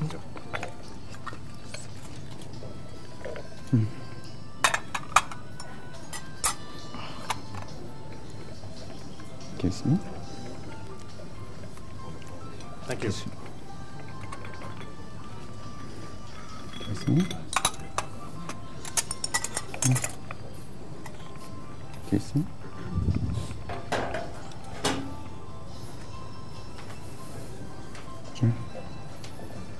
Kiss me.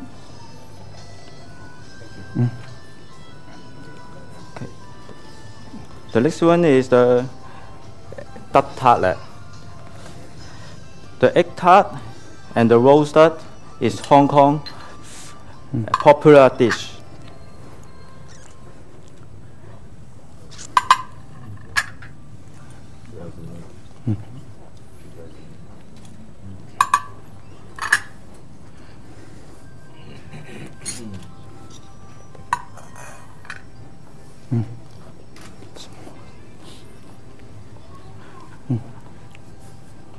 The most important is when you get a sip of the tea with the food after, you can bring out the mint, elegant mint and rose flavor. Can help your clean your palate and ready for next dish as well. Please enjoy.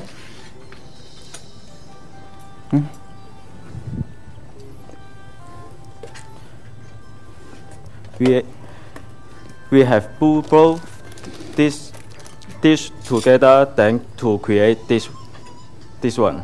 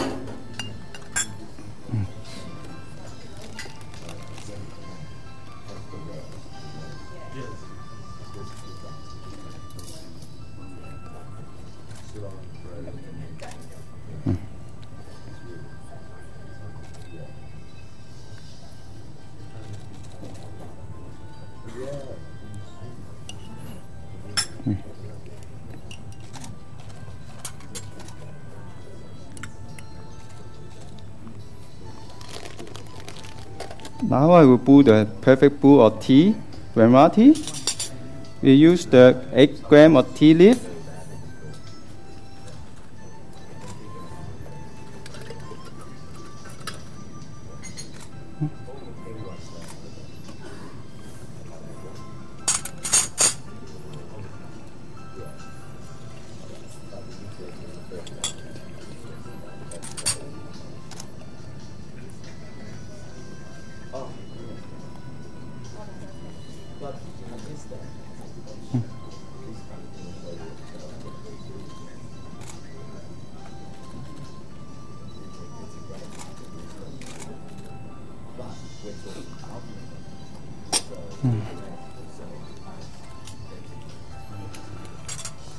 Okay.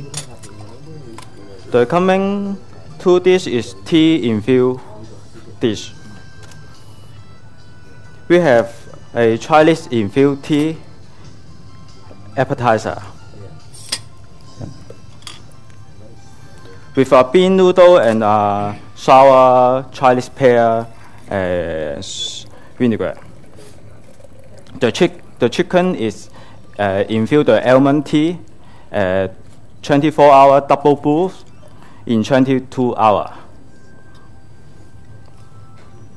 So yeah. And the honey is infused the oolong ginger tea. Excuse me. Thank you. Thank you.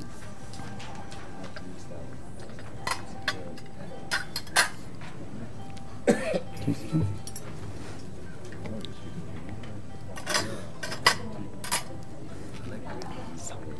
Yeah. Chef, is it duck stock? Duck stock? No. Yeah, that's the tea.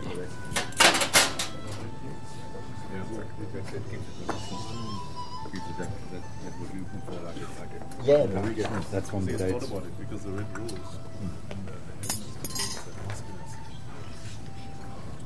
You had duck in chocolate, that's why you got it too. Excuse me. Thank you. That's all, Yeah. A sauce is dry too. It's the dates.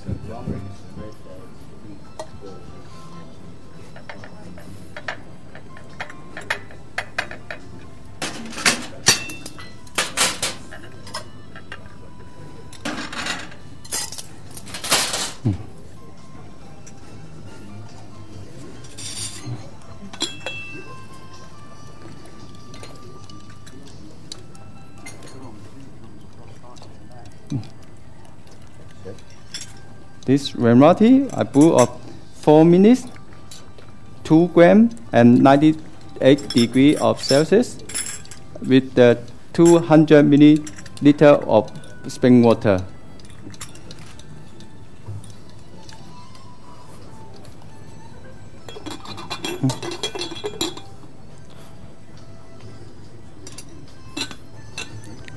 You can taste the honey first, and yeah, this honey.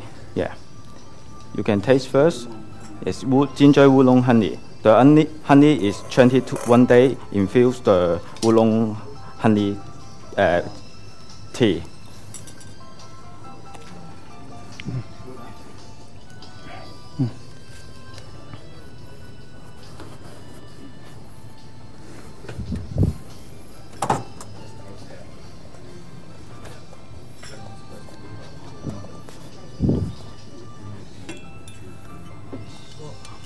Would you like us to put some on? Yeah, sure. Yeah.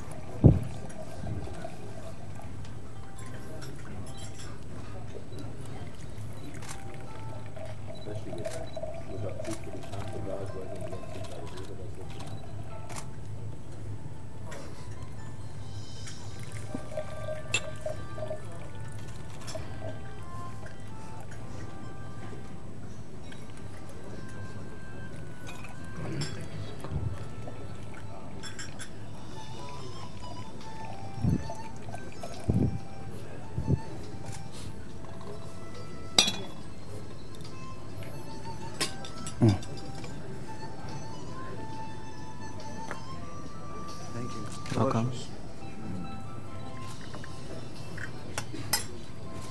Sorry? Well, it works then. They're pretty packed rise and they work well together. And the noodles kind of form the bridge.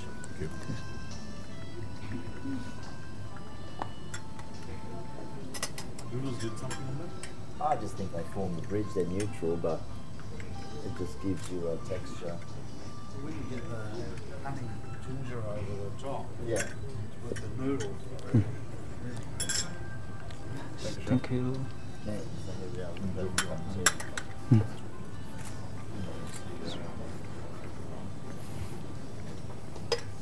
This rainwater tea is, you can see the golden bright color.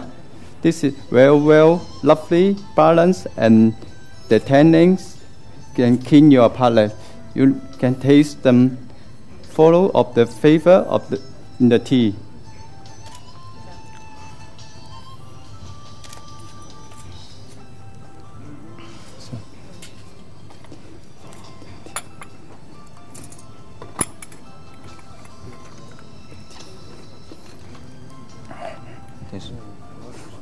Yeah.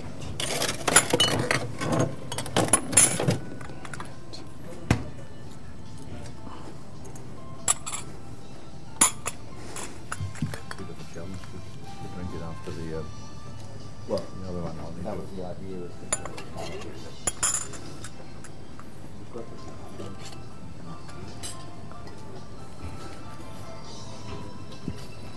This is the L of the chocolate. The layer of the is that the L of the mix with the gift to the English and as a gift of the from China. We have the Earl Grey layer chocolate mousse.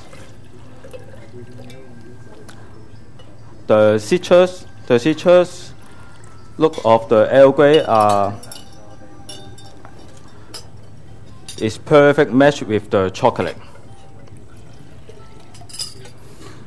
And the sour cherry is complement, but do not overpower the distinct taste and aroma for the Earl Grey. Team 21, you have 15 minutes. 跟住就士多啤梨，係咯，士多啤梨。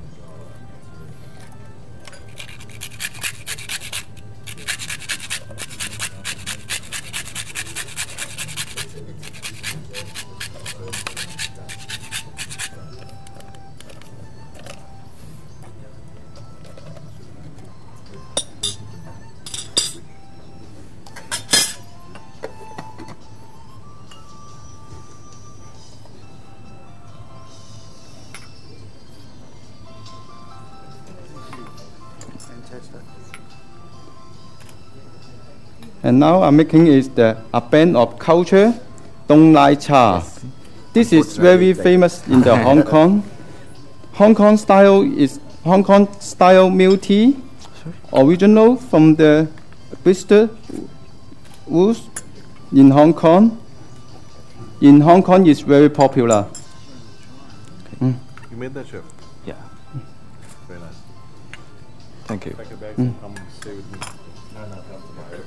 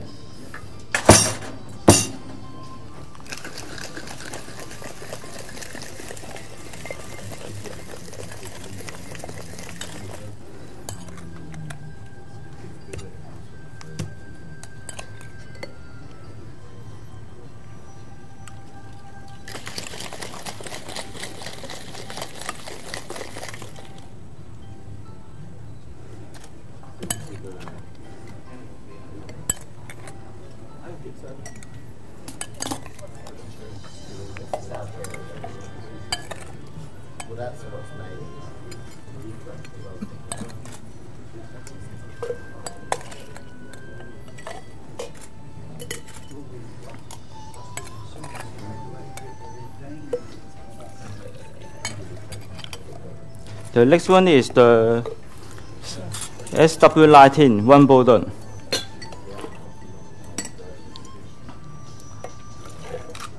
The home of the tennis and the quiz pattern. At the last is the government of Hong Kong is the favorite sport event.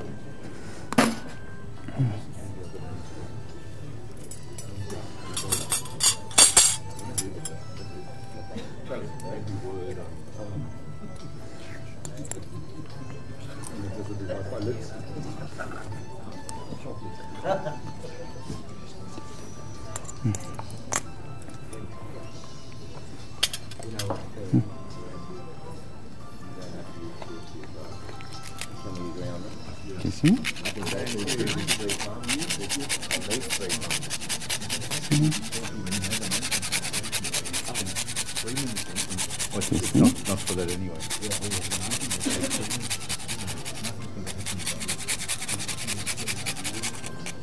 This Dong Lai Cha is very full and powerful in the mouthfeel, as well balanced with the rich flavor Yatawati.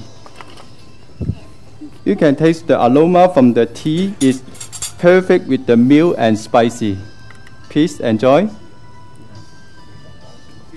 You have 10 minutes.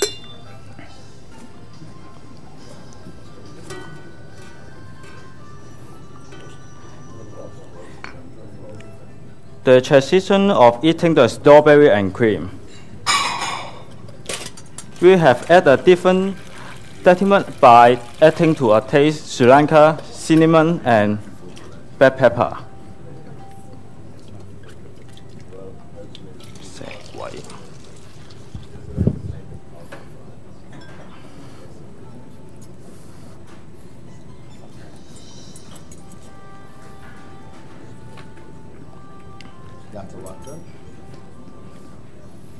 Cinnamon, clove, nutmeg, spice, ginger, orange, black peppercorn. I think the strawberries will.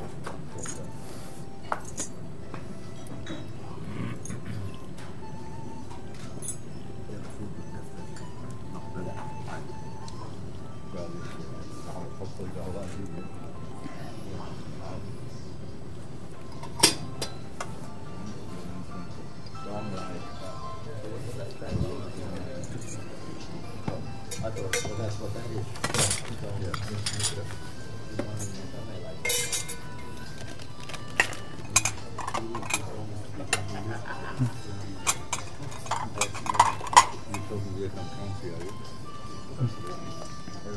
Thank you. So, Dong Lai means what? Hong Kong style. Dong Lai Cha. So Hong Kong Dong Lai style. is Yeah, cold Hong meal. Kong. Huh? Cold meal. Dong Lai. Yeah, we call it cold meal. The meaning is cold meal. Cornmeal. Cold meal. Yeah. Oh, cold milk. Sorry.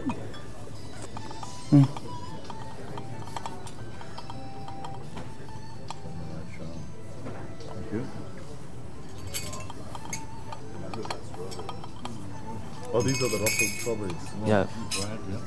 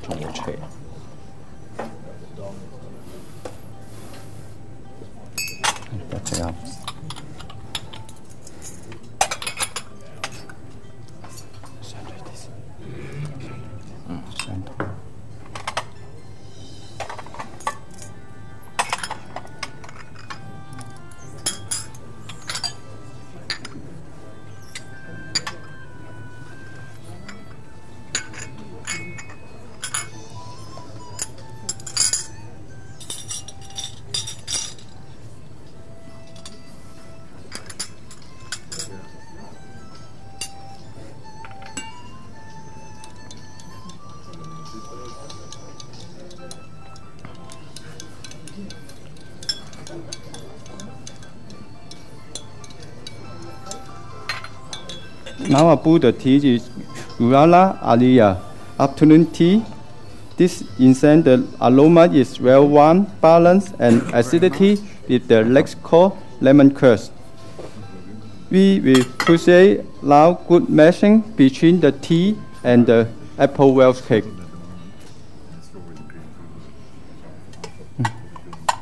Team 21, you have 5 minutes. Thank you.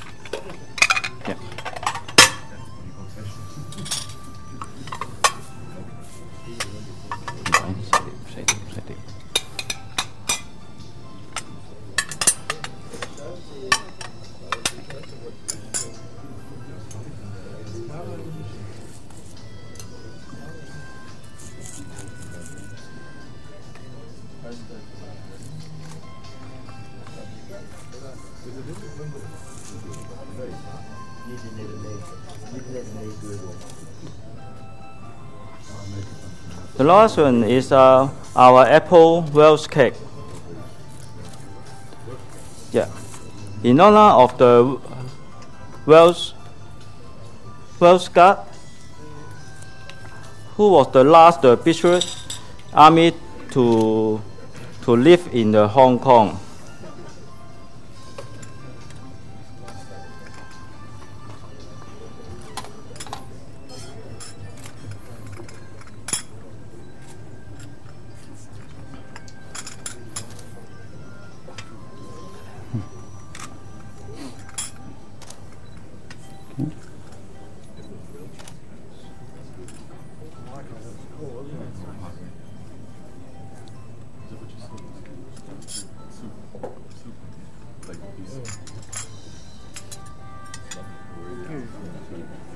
Okay. Thank you. You're welcome.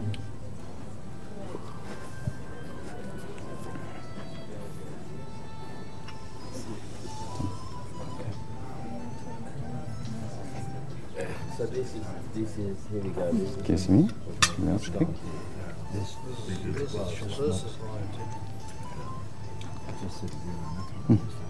Thank you. Okay. Yeah. It's salute by the police and in front in the photo. Yeah. This last British army in Hong Kong lived. Yeah. All right. Sorry? That was when problems left. Oh, right. Then left is still there. They left a few behind, the ones who didn't want to.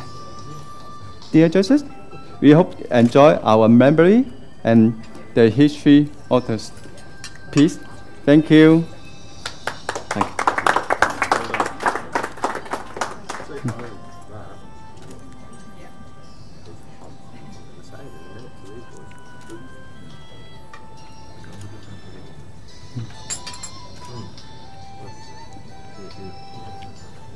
What a great replacement for us. Do you want me to go first? I'm not aware of it. Simon, have you tried Welsh cakes before? Me either.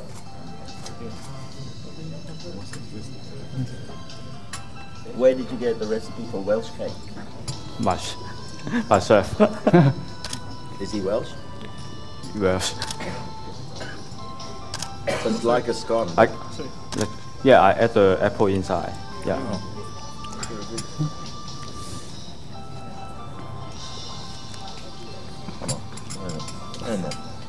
Isn't it out yet? Yeah. Pull it out. You might get it on. Sorry about that. Tell you what. I've been very good so far. But, Microphone's on. so am I. Gentlemen, lovely. The music? Yeah. Can we turn the music off, please? Thank you. Start. Take two. Thank you, gentlemen. Lovely experience. Love your ambience at the table. I love your history background. I love the notes, the complimentary things to dear mum, and all those bits that were there. Beautiful, and it looks like you're very proud of what happened a few years ago in Hong Kong. Some people in here may not, but you are, and that's good. Back to normality. What you have produced here, your table layout, beautiful, really nice, elegant. It was a pleasure sitting down, seeing history, seeing tradition, and what you served us with beautiful teamwork, great research, beautifully prepared notes. Your paperwork is excellent. Your menu is very well structured. Altogether, a very pleasurable experience. Just starting off on the last item, well, what a finish. What a finish to a high tea. It was just sensational. This will stay sort of a lasting memory when you walk away. It's a great impression. And what you did too is, it's a warm item. You served it warm, and the flavors come out. Anything that's to be served warm needs to be warm. Yep. And so for the flavors to come together, and you achieved that in your items. The first course too, very elegant. The presentation was beautiful. It was just lovely with the seafood together with the avocado, the smoothness, and then matching it with the nose of that. When you put there, it was just wow. The first impression, the visuals, and then the nose, beautiful. So this followed all the way through, in my opinion. What a beautiful experience. Thank you for sharing it with me. Thank you. I have one of these, a real one, but I prefer this one. Because this one tastes a lot better than the one I've got. I tell you, it was a really very unique idea and a nice way to do it. Bernd has mentioned all the food. This was very strong, I have to say, and it was a bold attempt at a pairing, but presented beautifully. I think my favourite, and I ask you, even though I should know, whether you'd actually put any duck broth in there, because you'd managed to pull out so much richness through the date and the fig and the plum that it felt like it had a meat stock inside it. But the tea came through really well, and it was a good pairing as well. We're trying to tell everyone, no scones, no scones. You have found the replacement. Welsh cake. Yeah. This is what I think everyone should use instead of a scone, because that represents taking it to the 21st century, giving them what they think they're going to get, but when they eat it, it's much better than any scone that anyone's ever had. So it was a pleasure to go to Hong Kong and to taste your food, and the crossing of cultures was done beautifully. Thank you. Thank you. What a great journey, guys. Well done. I thought the infusion of the oolong ginger tea with the honey was genius. I just think it was delicious, and I think with the chicken and the noodles, the pairing was subtle. The noodles carried the oolong ginger as he drizzled it over the top. The texture of the chicken and the flavours came through. I thought it was an incredibly good dish that sung Dilmah tea beautifully. The Earl Grey with the chocolate was subtle and delicious, and the Earl Grey flavours came through so well. And the other highlight, as Peter mentioned, the finale with the Welsh cakes and the matching with the tea, I thought was just absolutely perfect. And I loved your theme. I loved the passport. I loved your knowledge, and I think you did a fantastic job. Everything else was great too, but those were just my highlights. I loved it. Thank you.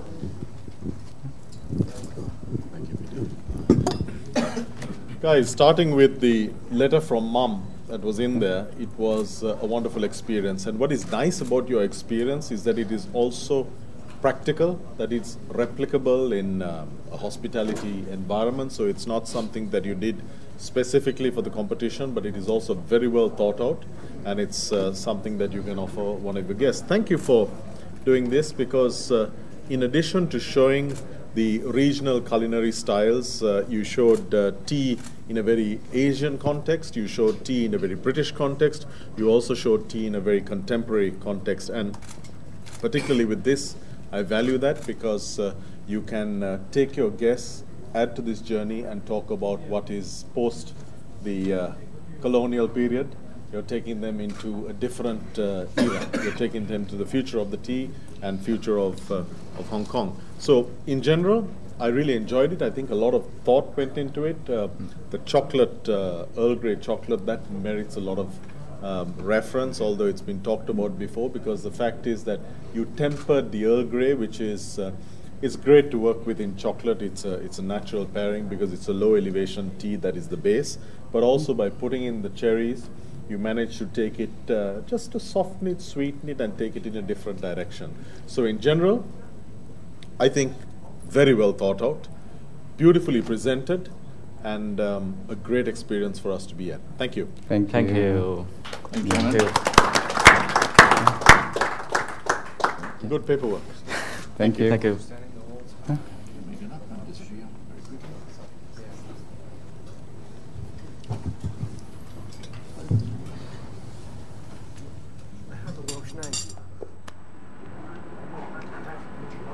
So we have with us Sarah Todd all the way from Australia.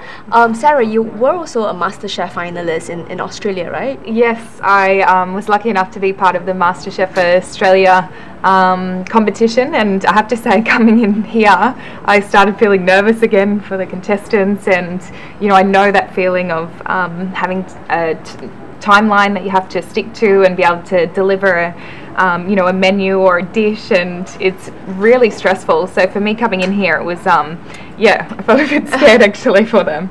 But what are your impressions so far? Because this is your first exposure to the Dilmah Real High Tea Challenge. Yeah, it's incredible. I just couldn't believe the standard of food that they're delivering. It's just seriously next level. It's my first time coming along to any of the high teas, so yeah, the food is just incredible, so innovative, really thinking about the culture and where they come from, but making it modern. So yeah, it's incredible. So any particular team that's really inspired you or impressed you so far? I really loved the Qantas Australia Lounge team, because there's I guess the way food's kind of presented in Australia at the moment, it's kind of, there's obviously a lot of preparation and thought put into the dishes, but the way we like to present it is kind of, it looks like it's kind of just fallen onto the plate, but there's so much thought and detail behind it, and they just did that completely in all of their dishes. And I looked and I was like, that's my kind of food, that's the food I want to eat, that's the kind of food I want to make. They did a really good job. Yeah, I think that was also the team that got really good reviews from the judges as well. I think the judges were equally impressed. Yeah, judges loved it. So yeah, I was pretty proud moment. Thank you so much for your time, Sarah. Thank you. Thanks.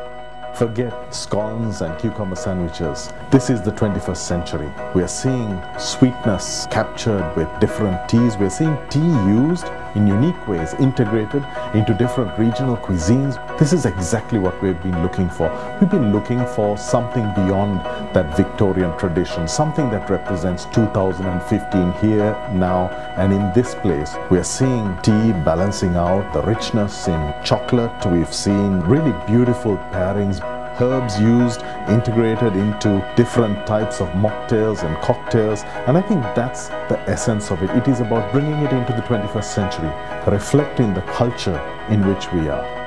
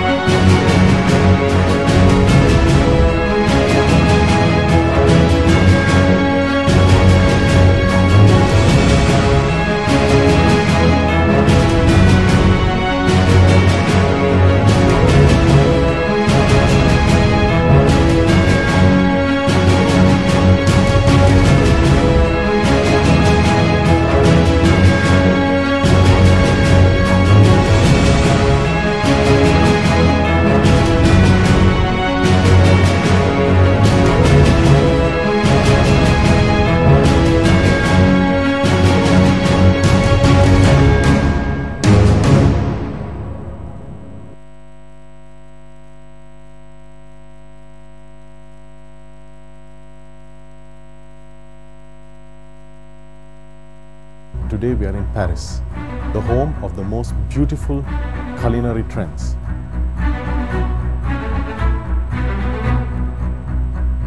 Today, it is about what France does better than any country in the world. It's about gastronomy. But today also is about celebrating what nature has done uniquely in tea.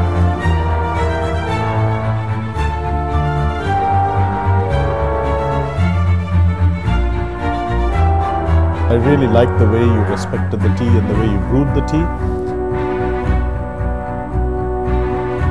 What you did here, as Chef Bernd mentioned, it was very nice because high tea is also about the theatre and the experience.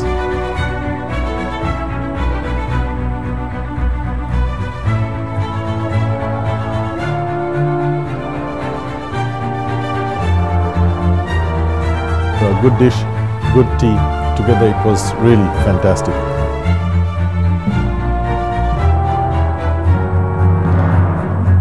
You explained the teas well, the theory behind it, the location. It was really good.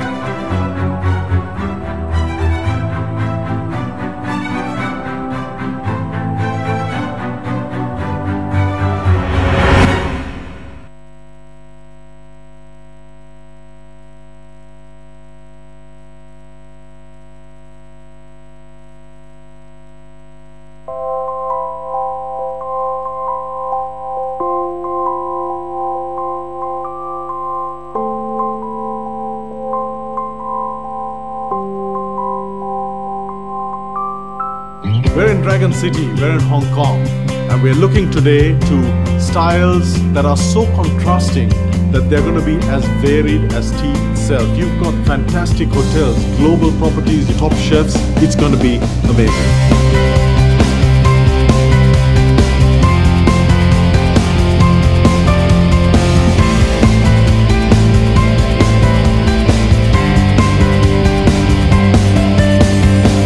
What is the high tea going to shape up like in Hong Kong? Let me show you.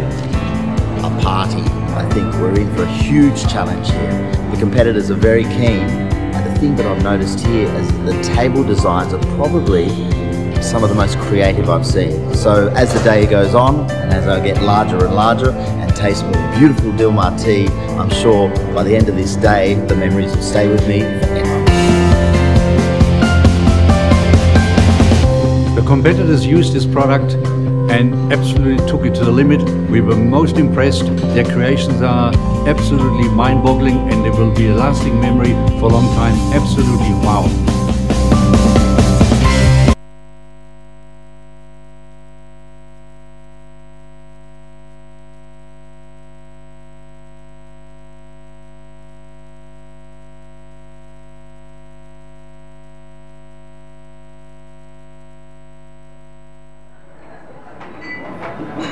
So we have with us here Simon Evans, who's the executive chef of Hong Kong Cricket Club and also the mentor to Team Hong Kong.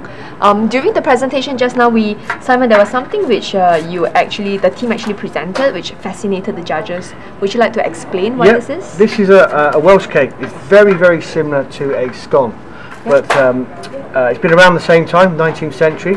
The only difference between a scone and a Welsh cake is a scone is normally placed in the oven, where a Welsh cake is normally cooked on a griddle and does not really come served with the clotted cream or the jam.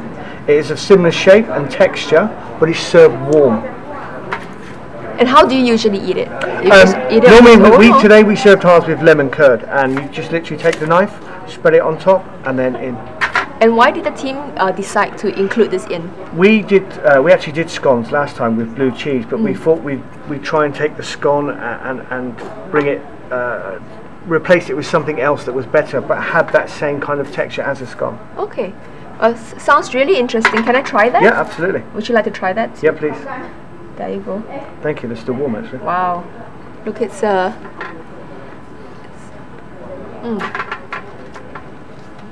Even nice with lemon curd. really crispy outside and Nice and soft on the inside, yeah. Thank you so much for the experience. Thank you very Simon. much. Thank you. Thank you. And you have this with what? Yeah, you can have it, yeah. Lemon curd. We do them with lemon curd.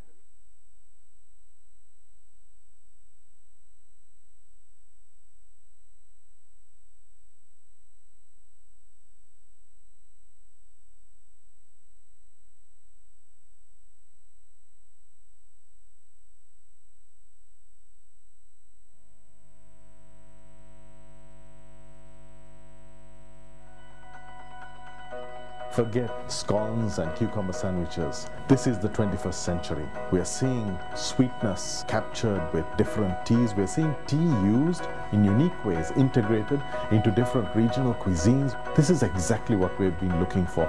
We've been looking for something beyond that Victorian tradition, something that represents 2015 here, now, and in this place. We are seeing tea balancing out the richness in chocolate. We've seen really beautiful pairings, herbs used, integrated into different types of mocktails and cocktails, and I think that's the essence of it. It is about bringing it into the 21st century, reflecting the culture in which we are.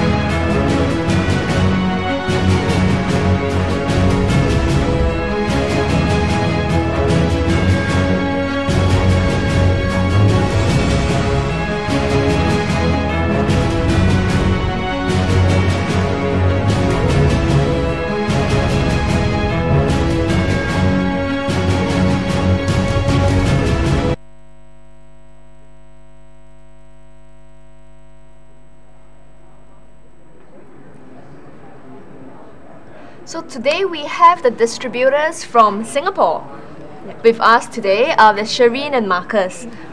So guys, I know you were doing the Dilmah Real High Tea Challenge in Singapore, and recently you've also finished the Cafe Challenge. Yes. Right. So this high tea concept is something which you are very, very, very familiar with. Would you like to share with us a little bit more about what happened? You know, the experience of the Dilmah Real High Tea Challenge in Singapore. I think people in Singapore, they are getting more used to having tea during high tea, or rather coffee to pair with all those snacks or pastries. Yep, and then they have actually learned more about tea into the intellectual way, or rather just the tasting part. So now it seems like people are getting more and more educated about the pairing of tea with food, as well as the different varieties of teas out there. So Marcus, could you share with us a little bit about the Cafe Challenge? Oh, the Cafe Challenge, it was quite a success. Why we have a Cafe Challenge is to promote the brand of Dilmah, to let people know more about tea, real quality tea, and to experiment a lot more with tea. Yes. So it sounds like it was great fun. Yeah, definitely. Yes, correct. Okay, thank you so much, guys. Thank you so much. Thank you.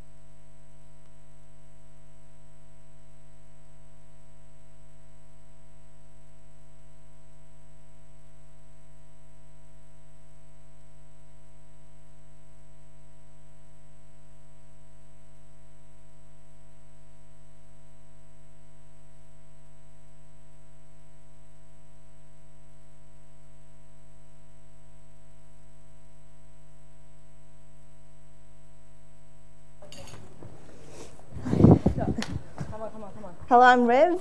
And I'm Natalie. And we're from Stanford Plaza Brisbane Hotel. And we're representing Australia. And when Natalie does her first welcome drink, I would like it started.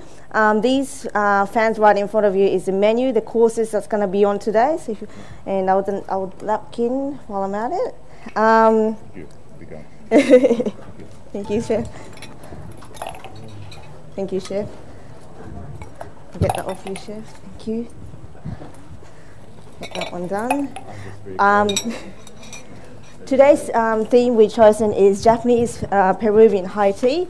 We chose this because it is a country of our origin. Natalie is from Peru and I'm from Japan. And Dilmah, as Dilmah is about sharing, we just wanted to share about our country, and I thought it was a great opportunity for sharing in this competition today. This is your oshibori. And the booklet that I'm passing out is the sustainable information. Yes, Chef. This is oshibori. Not only and I'm from Japan and Peru. Japan and Peru has a history over since 1800s. And I'll go through that with more later on. Thank you. The first course, thank you very much, Chef. Thank you. I'll just place that one underneath your plates, Chef. That's under paper for the first course. While Natalie prepares her first drink, I would like to start placing the savouries. The first course is ceviche Nikkei. Ceviche is an iconic Peruvian dish in Peru. Not only a lovable menu from Peruvians, all the foreigners that comes to Peru is a must-have dish. It is usually done by white fish, but as the tea is the main focus today, I have replaced with salmon. And as using salmon, I thought it was a very great match with Dilmah's Earl Grey tea. So I cured it with the Earl Grey tea salt and Earl Grey jelly. That will be a really, really nice match with Natalie's drink. Which is almost ready. Can I take that now? No, just give me 1 second, please. Okay, no worries. I just need to get these ones for us. Yes. Just a wedge of lemon. As I mentioned before, in Peru and Japan, we have relationship back from 1800s. Due to economic crisis in Japan, and there was a rumor that there was a lot of gold, rich soil for farming and mild climate.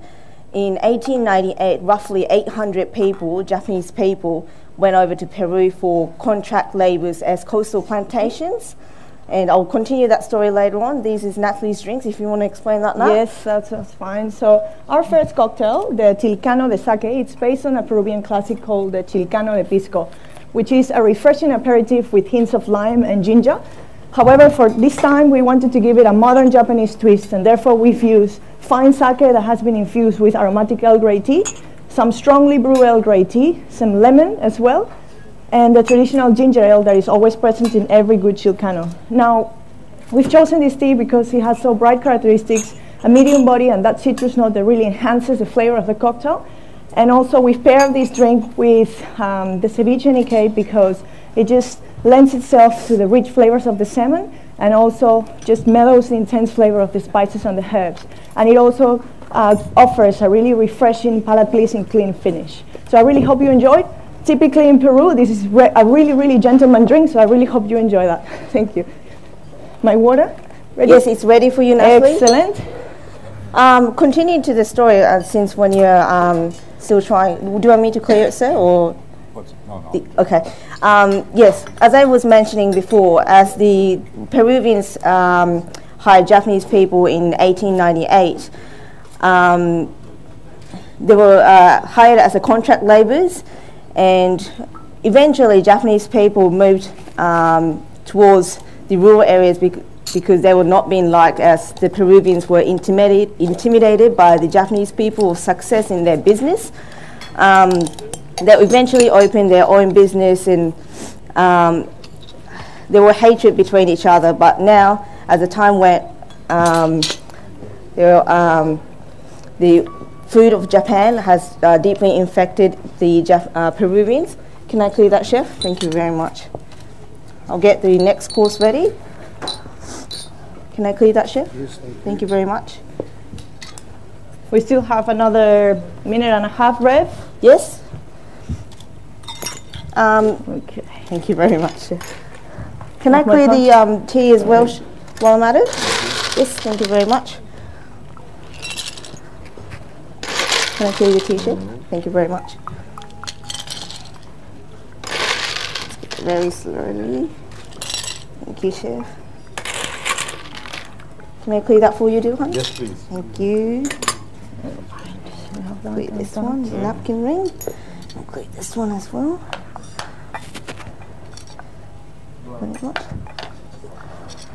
Behind you. Do you need a hand, Rev, with anything clearing? No, it's all right, Natalie. All right, perfect. I'll just serve the second course if that's all right.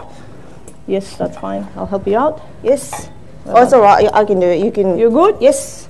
Okay. If you want to do your drink. Yes. So I'm almost ready now. Yes. Rev. Just giving a second stir now. Yes. The next course that we have today is kosa nigiri. Sorry. Kosa is a Peruvian style of Japanese sushi. In Peru, there's over 3,800 potatoes. And today I use ruby red baby potatoes as... Yes, there are actually more than 3,800 types of potatoes in Peru. And as this is Japanese Peruvian high tea, I use Australian ruby red baby potatoes. And I have made selected salmon because it gives a nice mellowy texture with yellow chili that's in the kosa, which is the potatoes underneath. I have made teriyaki sauce and mayonnaise. Gives a nice, not overpowering texture, but nice, just nice to combine with the spicy kosa underneath. And I put also ginger and shallot on the top just to cut that little fat. And Natalie's preparing her green tea. Yes, and that gives a perfect match for the kosa. Okay. Do you need a hand, Natalie? No, I think I should be all right. Okay, just behind you all. Thank you very much. Okay, okay. Okay, so we've paired the causa nigiri with our hot mocktail, the green tea and yerba luisa tisane. So for this infusion, we've used the organic leafy green tea as a base tea, and then we've paired it with two aromatic herbs, which are the natural lemon verbena as a tea, and fresh lemon as well, and aromatic mint leaf. Now, basically, this hot mocktail has a really fragrant and fine aroma that is perfect for this dish. And also, I think that the green tea's astringency cuts through the fat of the salmon, while the lemon and the herbs serve to create a really delicate cleansing finish. I think also I wanted to use yerba luisa because this is called natural lemon verbena, which is yerba luisa in Peru, and we use it to cool us down in a really hot weather. If we put some ice cubes, and it's great. Or also we can use it as a digestive as well, just to help with our digestion. So I really hope you enjoy that one. Okay. Thank you, Natalie. That's all good. Can I take the menus off the table, or I know it's cluttered. Okay. Would you like to take me to take the oshibori for you, or yes? Natalie actually fragrance with one of the teas. Yes, it's nice and pretty. Can I take that for you? Yes, yes. Thank you very much. Thank you very much. Okay.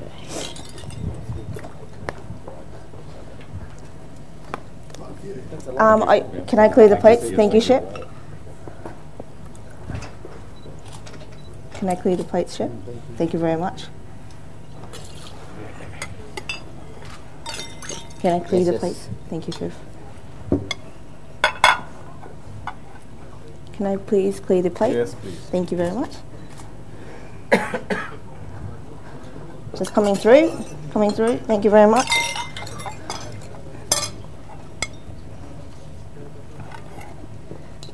How are you going, Natalie? I'm going very well. I'm just trying to make it this. Do you have any stories to tell, maybe? There's always some stories to tell, Natalie. There's always some stories.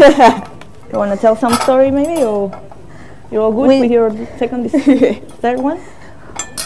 Okay, moving on to the third dish is anticucho yakitori. I just cleaned the plates up for you. New plates. Anticucho yakitori is the next course, and anticucho is a Peruvian style of skewers. It's normally done by beef cow hearts, but as today is Japanese Peruvian, I have replaced it with chicken thigh. Japanese has similar dish called yakitori.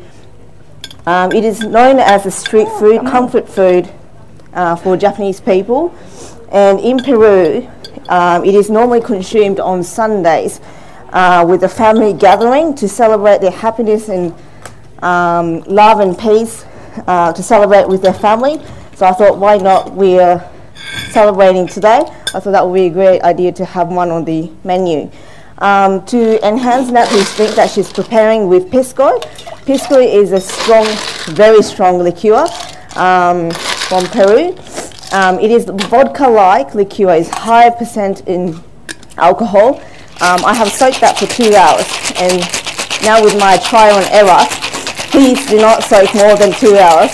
Well, if you like alcohol, that'll be fine, but I just got drunk and so it's not very, it will be a party after 2 hours. It is normally two styles for yakitori. There is a tare style, and there is a salt and pepper grill style. And today, because I wanted to enhance the pisco, which leaves a sweet fragrance of aroma, I just grilled it off with salt and yuzu salt and pepper. Yuzu is very popular citric in Japan. It has a very nice fragrance. It is quite strong. It's a type of it's a lemon family. It is very, very popular to use in dessert and savoury. So I used it today just for a little taste. Not to kill too much of a pisco because it's already cured in pisco for 2 hours. It just leaves a really nice fragrance and matches Natalie's drink, which I'm going to help her do it now. Excuse me, sir. Thank you very much. Excellent. If you want to help me with two, and yes, of course, Natalie. That'll be great. Oops. I think I got some. I'll have one by one, Natalie, because I'm clumsy. That's okay. I think I got some. That foam is really, really beautiful. Shirts. Okay. Excuse me, sir, coming through. Thank you very much.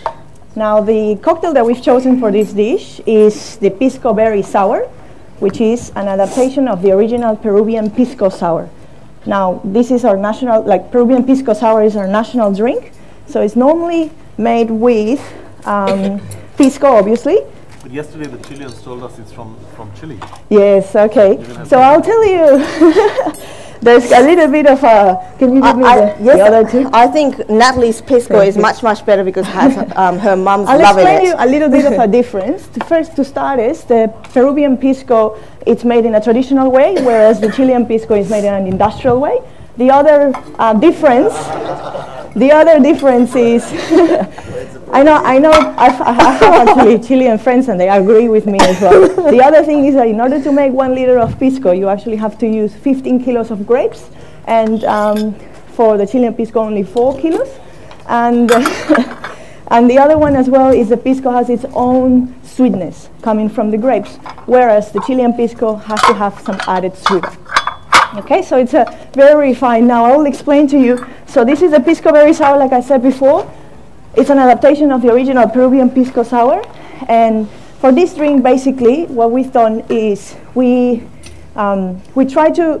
It consists of pisco, which is infused with strawberry tea.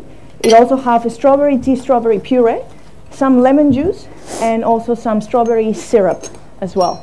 Now, the result is a semi-sweet, refreshing drink that really pairs very well with the anticucho. And why is that? Because the sweet and sour notes on the drink balances very well with the saltiness of the dish. And it also I really wanted to offer you an experience, and that's why you're going to find a deconstructed version of the drink, and that is basically the strawberry tea, pisco injected strawberry, and the rest of the cocktail into espuma that I really hope you enjoy. Okay. What's the sequence? How do we do this? Oh, you can do. It's an experience, so it's your experience. I would personally have a strawberry with one bite, so you get the really nice pisco and the strawberry fresh flavour to it, and you can really get the pisco out of that one. And the foam itself, after you try the strawberry and have foam, you get this second stage of like roundness in the mouth, and it's really, really beautiful. It's really, really light. Key to this one is, Natalie, it was bicarb, not the cream charger, wasn't it? That was a key. Oh, it was a nitrogen charger. Yes, actually. nitrogen, yes. So in order to make the proper foam? It makes a big difference. It makes very smooth, frothy flavour, whereas the other one makes a really bubbly texture. Okay, Ref? Yes. Probably we need to start clearing now? Yes. Okay. All right, so we have that one. Now again, we chose the Ceylon tea with strawberry for this one because it's a medium body tea, and I think it's because of it. When you open the tin and you smell it, it has a really sweet, inviting, and intense aroma that is perfect for spirit infusions, and that's why I actually chose as well. So let's help Ref now. Just let me know if you would like to keep some of it. Otherwise, you like the pisco? Anyone? No? You're good? Perfect, perfect, perfect. That's all right. Can I clear the should we chicken, start chef? getting everything now? Yes, Natalie. Oh, good. All right. Can I clear this, Dilmah? Yes, please. Thank you very much. Now we're on to the desserts Yes. part of our high tea. Okay, so there we go.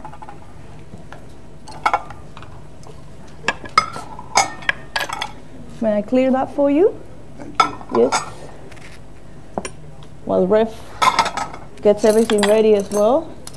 Now I really, my father actually was, he was the bartender in my house, and since I was a child he used to make all these cocktails and drinks in front of me, and he has a home bar actually that he fills with all these specialty wines and drinks from all his travels that he's done. And actually teas as well. He's gone to Paraguay, that's where my uncle lives, and brought Paraguayan tea and mate, that's how you call it, and also some Argentinian as well. So he loves to do that, and basically he just, when I was a kid, he showed me, and even if because I was a really a small kid, I just sip it on them, and I think that's where I got my passion to make all these drinks and mixology and all that. So I hope I actually made my father proud in this one. And it probably kept you quiet. Probably, yes. Okay, Ref, are we all good to go? I can so see that, Natalie. Sorry, but I can so see you down. Yeah. Do we have I'm going to put the condiments out now. Yes. Oh, I need to take some of the. Would you like me to clear that for you, or you still want to sip on it? Thank you. Okay, no problem. Delicious. Just in the middle, I forgot to mention earlier, is the milk and honey for your the teas that we're serving, if you like. Condiments for the scones. I'll explain that later. Can I take this, Dilmah? Thank you. Thank you very much. I'm doing the cups now, Ref. Yes, can I clear this, Chef? Thank you very much. Are you going, Natalie? I'm doing the cups now. Yep. For you, cleaning up, drying them up. So we have warm cups as well for you too, for your teas. Thank you very much, Nat. And when you're ready, after we've talked about it, we'll do the you'll do the decanter, if that's okay. Yes. As Natalie just mentioned now, we would like to do decanting in front of the judges, and for that reason I would like to help her. So I'm just going to put all the desserts on one plate and then explain by course by course. Excuse me. There we go. Rep, you need a hand? No, I'm fine, Natalie. You good? Okay, I need to get this. Your decanting one is already light up. Okay. If you want to move it onto the side. Yes. Actually, they moved it already. Or did you move it in the middle? Yeah, I That's moved fine. in the middle so you have a little bit of room. Excellent. Sorry, I'm just going to put that one here, if that's okay. Now, first course of the dessert is honey scones. And yes, thank you very much. And Ref? Yes. Start talking. Yes, I was concentrating on the scone. Oh, where are you? Oh, there you are. I'm here. The first course is the scones. Now, we're doing a Japanese Peruvian high tea. However, I just wanted to have one item on the menu where we come from, which is Australia, where we live most of the time. I've been in Australia for nearly 20 years, and so has Natalie. So I know it's a British colony, and I wanted to do one item, which is my favourite scones. It's honey scones, and the honey I use is from Blue Hills. It's a father and son company, and it's from Tasmania. And the honey that I use today is a blackberry honey. It actually has a really strong aroma and taste when you have it just solid. But when you put it in the scone, it makes a rich aroma fragrance, leaving the moisture in the scones, and really, really lovely. And the condiments I prepared today is a caramelized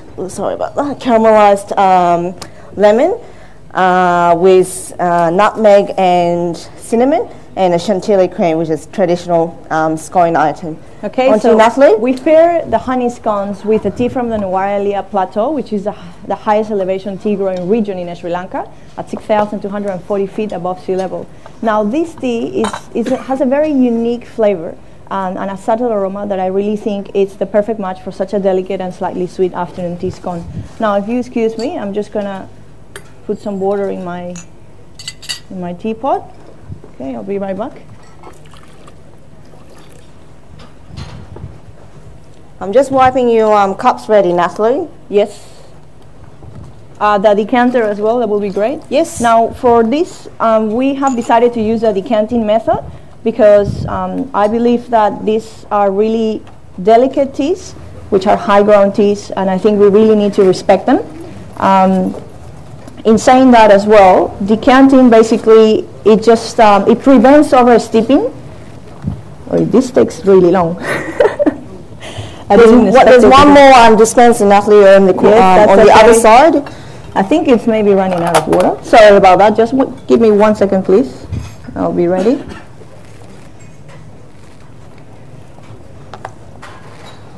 Are you okay, Natalie? Yes, yes. So I just need to get the right amount of water in there.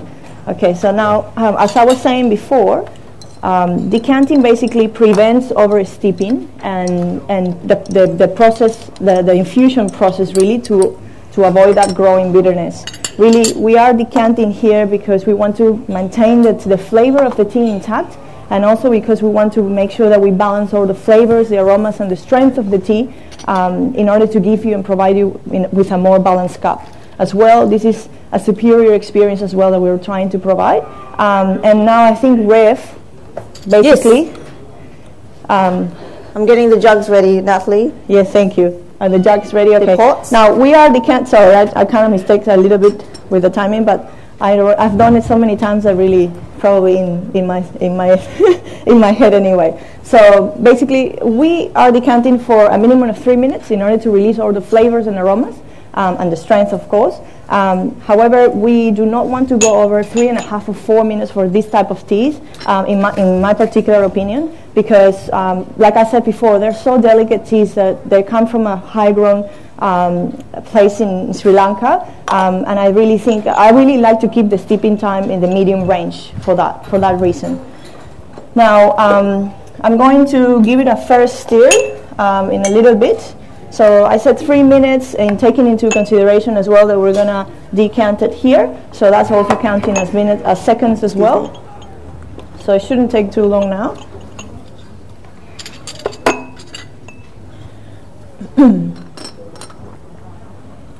Any stories, Ref? What would you like to hear, Natalie? Have you talked about our history as well and everything? Actually, I have. You have? Yeah, oh, I have. Really? Yes. That's good. That's good. I told them about it started from back in the 1800s. Yes, as a coastal plantations. There's a pot here with boiled water.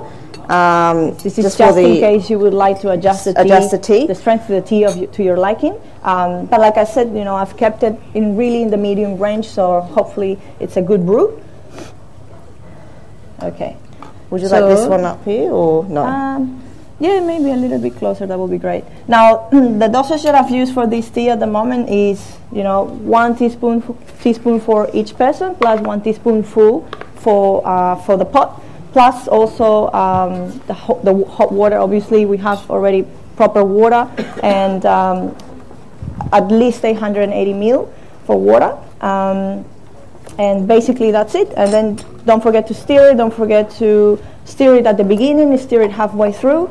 And then now we're going to do the decanting as well. Now this process has to be quick as well because, you know, for the same reasons, to avoid the oversteeping, the bitterness. So we're just ready to decant very soon now. Please, 7, you have 9 minutes. Thank you. Okay, ready now. Natalie, I just changed over your cups for the judges because it was getting cold. Okay, great. I'm going to pour some more hot water into it for the final one. Sorry, thank you, Ref. No worries. Okay. Excellent. All right, so when we are doing this as well, oh, sorry, I'm just going to water. Decanting also helps to make sure that all the tea leaves that are at the bottom of the pot come to the top, and they are all well balanced, all the flavors and aromas, like I said before. So it's pretty straightforward, but it's just a better process instead of leaving the tea leaves on the cup, unless you're going to drink it all straight from straight all at once. Sorry. As you can see, the color of this is beautiful. It has a really orange color, slightly red actually from what I'm looking as well, and from what we've seen. And that's because of the high elevation where it's grown, and also because of the climate, which is a cool climate. Okay. Yes. On to the second one, Natalie. Yes. The second dish that I prepared is the cream caramel, which is in the little ramekin in front of you, the red one. As I mentioned before, Peru having over 3,800 types of potato. Peruvians like to use condensed milk and evaporated milk in mostly every dessert that you can possibly imagine. They really like rich, very sweet flavored items. As this is Japanese Peruvian high tea, I cut those two items and replaced with Japanese sweet potatoes. And as Peru is famous for potatoes, I combined those two, cream caramel and sweet potatoes, making into one dish representing two countries. If you open the little ramekin top, you can see a little flowers. They're actually edible flowers. The Brisbane lady has a little edible flower garden at the back of her home, and it is very home grown, and they distribute to Brisbane and Gold Coast. They're edible. The glitter is edible too.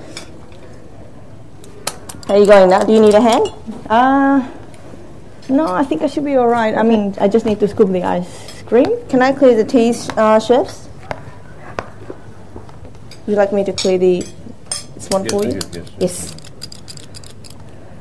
Now,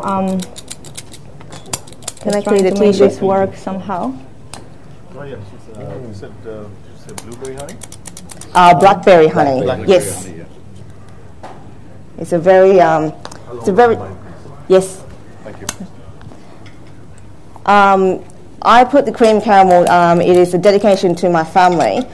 Actually, nobody actually believes me because I look very healthy now. But when I was when I was in Japan, I was very, very sick.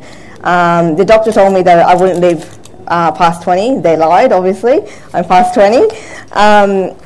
All I could have is basically rice porridge, rice congee, and cream caramel because I was low in sugar. I still am. That's probably why I'm a pastry chef, actually. I love sweets.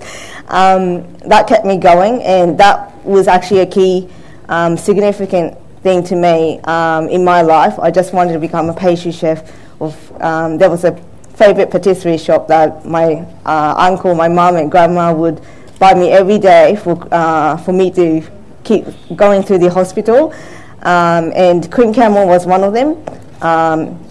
And from this, I think it led to me for the what I am now. So it is a very memorial dish. It's not just a cream caramel to me. It's a family connection. Okay. Are you okay in that way? Yes, yes, yes. Now, this is the lucuma iced tea affogato, and well, this drink is really special for me because it just combines two things that remind me of my childhood, which are spiced tea and lucuma ice cream. And I said, why not combine it into one special drink? Now, for the tea, I've used Yata water tea, which is a really strong and intense flavor tea. And also, I really needed a strong, rich tea that will blend well with and hold these spices. And I actually use the same spices that my mom used to do at home as well, which are cinnamon, clove, and vanilla bean. But I've added a citrus element, which is the orange rind, in order to create it a really fresh finish, and also a citrus note that will balance very well with Rev's creme caramel. Now, on the other hand, the ice cream is made from an exotic Peruvian fruit called lucuma. Now, lucuma is known as the gold of the Incas. And why is that? Because of its excellent source of fiber, vitamins and minerals, and also because of its versatility, because we use it in a variety of desserts, cakes and shakes back home, but most especially and importantly in ice cream, and I love it. So I really wanted to put that in there. It also has a really creamy texture and a slightly citrus as well that I think complements very well with the spiced tea and also with the creme caramel. All right, so off to the last one. You have 4 minutes. Yes, 4 thank you minutes, very so much. let's get it done. Yes, one more to do, Natalie. Yes, one more, let's go. Okay, I already put the hot cups for the judges, Natalie. Yes, great. I'm getting the tea now. Yes. The water and the tea is ready. Do you Yes. want to start talking probably? Yes. And then we'll get it all ready. Sorry. Yes, ma'am. Sorry. Yes, Natalie's always like this. She's like my sister. The next three course, the final course for today, well, that went really, really quick actually, is apple pie pionono. Yes, it went quick. Yes, that's right. Pionono is a Peruvian style of sponge sheet roulade. Again, it has condensed milk in the chantilly cream. Again, it's really, really sweet, so I cut that off and I made a apple pie tea crumble that's on the top that you can see. With the pecan nuts and pistachio for color and crunchiness. For the apple, I have caramelized the apple with raw sugar and apple pie tea. I'll get that for you, Natalie. Thank you, sorry. And it really makes, by putting it into a heat, it really enhances the flavor, the aroma of beautiful apple pie fragrance. And why not put a crumble on top on a chiffon to make an apple pie roulade? Natalie, are you ready, or do you want me to help can you you? help? Yeah, can you help me with the decanter, Yes. please? And now again, we're doing the same decanting process for this tea. Now, what we're doing, we've chosen for the last dessert the rum water tea. Now, rum water is a very unique, actually exquisite tea that has a really light flavor, light body tea that is basically created by the high elevation of Lover's Leap State at 6,000 feet above sea level. And now we've chosen this tea because it has a slightly sweet and almost fruity perfume that really matches very well with the apple pie pionono and those cinnamon and vanilla notes in the apple pie tea. And I'm going to give it a second stir again. And basically, I thought it was a great after dinner tea as well. And I consider it particularly a really fine and excellent digestive. And also the perfect way to finish off our Japanese Peruvian high tea that we really hope you have enjoyed. So let me just get this I think the pionono is the most heaviest item on today's dessert side, so I thought it was a perfect match. Balances out, not too heavy, not too light. I think it's a perfect match for each other. Yes. As I'm running out of time, I would like to share an information. Just we have 1 minute. I just want to say thank you so much for having us again.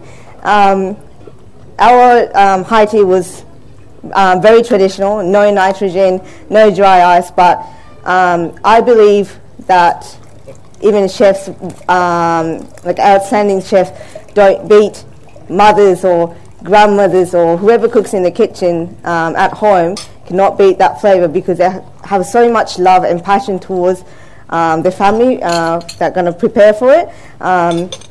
So I wanted to portray that to my dish today, and so has Natalie. Excuse me, sorry. From her dad and mum's Peruvian flavor. And well, as we really also wanted to show how multicultural Australia, but also the world is becoming now. And that's why we really wanted to show who we are. And as Rev mentioned before, we are all about creating from the heart and following our traditions. And that's why we've combined this with our passion for tea. Thank you. Thank you very much. Thank you very much. Muchas gracias. Thank you. ありがとうございました。 It ran fast, actually. It went really fast, Wow. Natalie. It went really fast. I'm sweating. It ran so fast. I was very lucky cold when I actually put came that in one here, but I'm last- sweating. the last thing on there. That Take a break. That tea was brewed on the edge of 3 minutes as well. So, you know, we're going on the lighter brew there. I'll put this one down. Jeez. That was intense. Oh, I have a microphone. Ladies, and it's nice to say just ladies and gentlemen, so it's been a pleasure. I'll start off at the end. I very much appreciated your comment regarding mum's cooking and grandma's cooking, or our parents' cooking, or grandparents' cooking. That's the essence of all cooking. That's where the passion is, and the love and the honesty. What we do, well, it's all right, but nothing beats home cooking. So Correct. I'm really pleased that you did that, because without that we wouldn't be here. Correct. Without that passion, and that's where we get it from. Very Thank you. important. Thank you for that. Thank you. Loved it. The marriage of the cultures that you presented us, challenging, Yes. interesting, and you succeeded, which was good. Oh, that's good. Each one of you is proud of the heritage, and it came through in the item, in the marriage of flavors and textures. And we learned from you today, from your countries, but Peter mentioned all the 2,000 something different potato varieties. Well, Yes. this is tremendous, because that's where they come from Peru. That's where potatoes started. And all the culture that came through with you in texture and flavors. Loved your decanting of the tea. Wow. Oh, thank you. What a beautiful thing to do. And you explained the reason why in every detail. And that's very important. So not just, we decant our tea. No, you told us why. Mm-hmm. Otherwise, we would have gotten 4 different cups of tea, different strengths, different colors. Mm. But by decanting, you stopped to improve. And serving hot water apart, separately. No, beautiful. Thank you. Really nice gesture. The way it should be done. Thank you. And potato cream caramel. Where on earth does it come from? But it works. Who am I to tell you, it can't be done?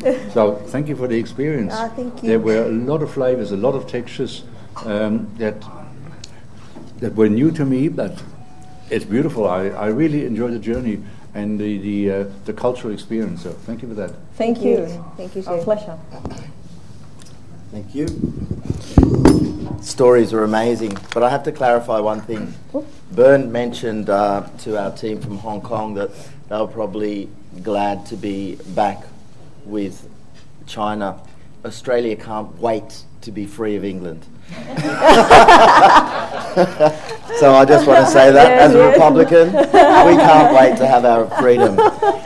But the story that you have given and the multicultural story was brilliant. I'll go through the food because I thought you hit some nice things. The ceviche, Earl Grey has been tried a lot.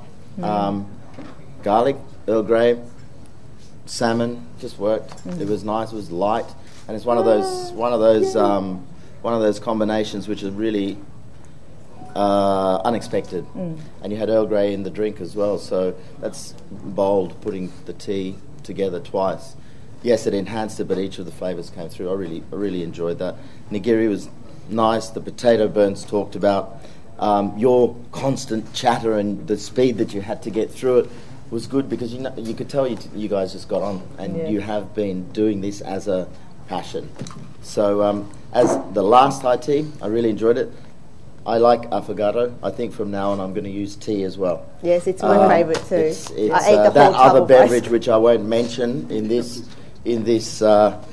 forum here and in this environment is gone out of my repertoire. I think from now on I'll be using a perfectly brewed tea with ice cream instead. So that's a really innovative touch to something that people drink and eat regularly. So it's good. Innovation is what this competition's about.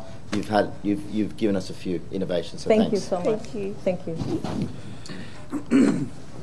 You guys probably feel like you ran a marathon. I'd say everybody in this room probably feels like we all ran a marathon with that. But it was passion oozing everywhere because you had so much to tell us. Yeah. You had so much to impart of why you'd chosen and why you'd created those dishes, and I thought they were very clever.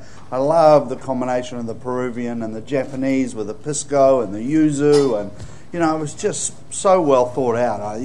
10 points to you, and it was great. And the nigiri was clever on the potato. The thought that had gone into that, and it really came off. That first drink with the sake in there was absolutely delicious. It was sophisticated. It was delicate. I really enjoyed it. All the extras, there was no way we were going to miss out that you warmed those cups. And, we got the message, and point taken loud and clear. Well done. Well, I wanted to hot. Using lucuma, I think, is very clever. You don't see lucuma used a lot. Most people would know it only as a powder, as a sweetener, a natural sweetener that's good for us. So I thought that was very clever, and affogato now has a new meaning to me for sure. Great. And the roulade tasted of apple pie. Well done, really Thank did. you. You got that apple pie. It was like, it was apple pie and a potato custard. You guys deserve a huge round of applause. It was very clever. Love your work. Thank you so much. Thank you. Appreciate that. The competition is about respect for tea, and what you did, you brought the very colorful Peruvian culture, and you brought the very traditional, elegant Japanese culture. You brought it together around the sustainable ingredients of Australia, and you really gave us a multi-dimensional experience. And what you did was you focused it on tea, and that I particularly appreciate, because sometimes when you get excessively creative with the food, you tend to forget about the tea. That is more or less the rule rather than the exception today. But what you did was very much appreciated, because your respect for the tea. Bernd talked about the decanting. That's something that very, very few people do, even in a competition, a tea competition. But it is the ultimate expression of respect for your guest in terms of the quality of the tea. And most importantly, you knew that. You weren't doing it just as a feature, but you explained why, that you wanted to maintain the flavors and ensure that the balance of the tea was retained. We've had several instances in past national competitions where Bernd, sitting on the edge, would get a much stronger tea than I if serving started here. And it's a very fundamental problem, because if you're in a hospitality situation, you need to deliver a consistent experience so that the pairings work, etc., etc. And you did that, warming the cups, all that. That's great. I mean, that happens more often, but decanting, that's a wow. And the fact that all your dishes, in terms of the textures, the sweetness, etc., were all brought together, and you could say, in a sense, dignified, the foods were dignified by tea, that is really what this challenge is about. And I hope my wife isn't watching, because I always tell her she talks too much, and she quotes examples of other ladies, and I think you're now going to be the gold standard. But you did it very well, and it was all solid stuff. You knew exactly what you were talking about. So Thank you so much. Thank you. It was an education. Thank you very much. Thank you. Muchas gracias. Thank you.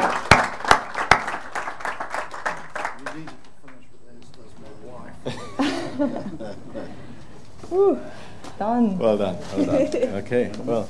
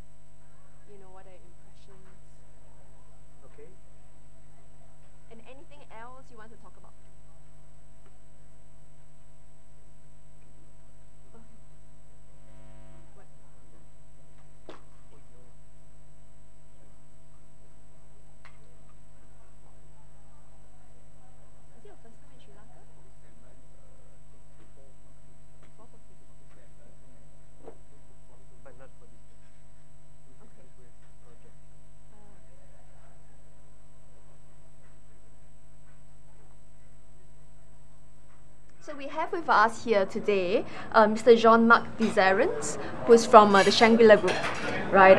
And Jean-Marc, you're the Director of Corporate F&B, and it's not your first time in Sri Lanka, is it? No, I've been here in Sri Lanka 3 times now, discovering tea plantation and also being here on the site since we are planning to have 2 hotels in Sri Lanka soon. And I believe that for Shangri-La and Dilmah, there's always been a very strong working relationship. So from a hotelier's point of view, how do you think the Dilmah brand actually stands out from the rest? Well, I think the partnership that we have with Dilmah since now 2 years has been a very successful program that we put together. And it all started with visitation in the plantation in Sri Lanka and the School of Tea, which was very beneficial and fruitful for our colleagues to really understand the origin of tea, Ceylon tea, exploring tea plantation, and to translate all this knowledge in the perfect cup of tea that we are hoping to deliver today in all our hotel operation. Yeah, so Jean-Marc, you mentioned the School of Tea, and you have been to the School of Tea. What are your personal impressions about the School of Tea? Or beside a perfect organization, I think it has been a tremendous eye-opener to be in the plantation, to see how the leaves have been picked and how and what was the process in basically doing tea, depending different varieties of teas, and it brought up whole knowledge with pairings to understand the brewing, the importance of quality of water, all these technical aspects, but also and mainly how to talk about it. And this is something that that our colleagues in all our hotels now understand. Not only brewing the tea, but how to serve the tea. And this is a key factor and key success. So what, we know you're a very busy man, so what is your favorite tea to enjoy during the day? Very classic. I like Earl Grey. Okay. And this has always been one of my favorite tea. But I must say, with the around 20 selection of tea that we have with Dilmah, I'm enjoying nearly all of them. Fruity teas, green teas. I'm still not a very lover on those, but the Ceylon, all of them I think have the character and the opportunities to be merry with our foods, especially in our lobby lounges. Thank you so much, Jean-Marc. Thank you. Thank you for inviting me. Thank you.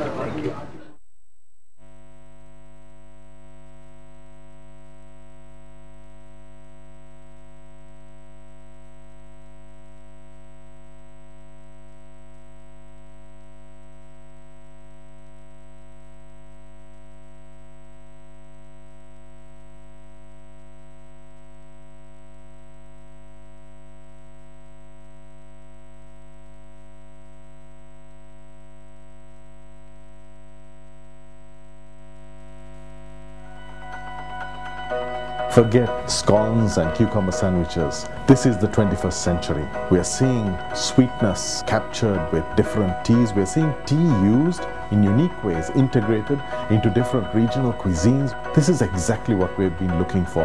We've been looking for something beyond that Victorian tradition, something that represents 2015 here, now, and in this place. We are seeing tea balancing out the richness in chocolate. We've seen really beautiful pairings, herbs used, integrated into different types of mocktails and cocktails, and I think that's the essence of it. It is about bringing it into the 21st century, reflecting the culture in which we are.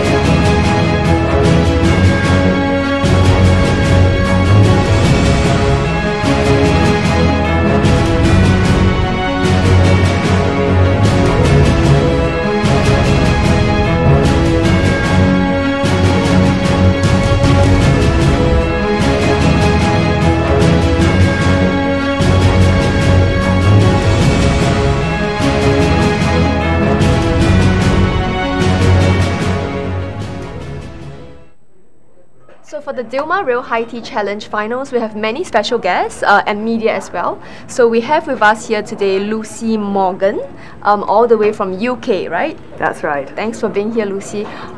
So what are your impressions of the Dilmah Real High Tea Challenge so far? Is it your first time? It's my first time. Yeah. It's my first time here in Sri Lanka and my first time at the High Tea Challenge, and it's amazing.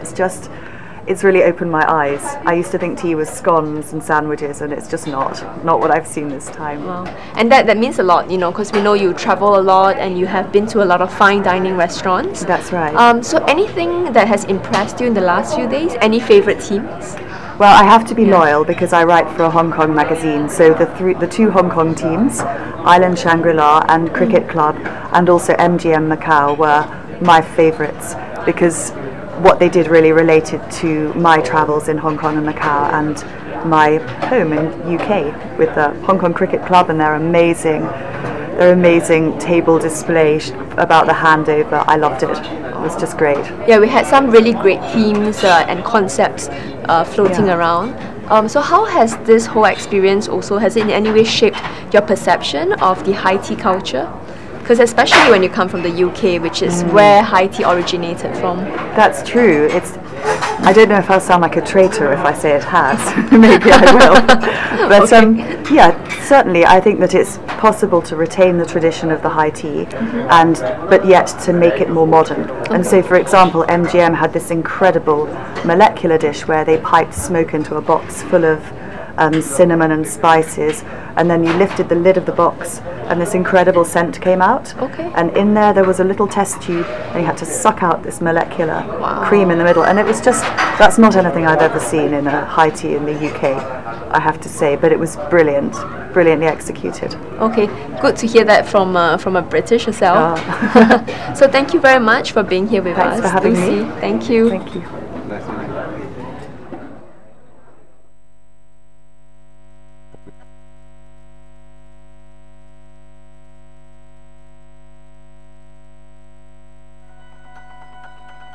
Forget scones and cucumber sandwiches. This is the 21st century. We are seeing sweetness captured with different teas. We are seeing tea used in unique ways, integrated into different regional cuisines. This is exactly what we've been looking for.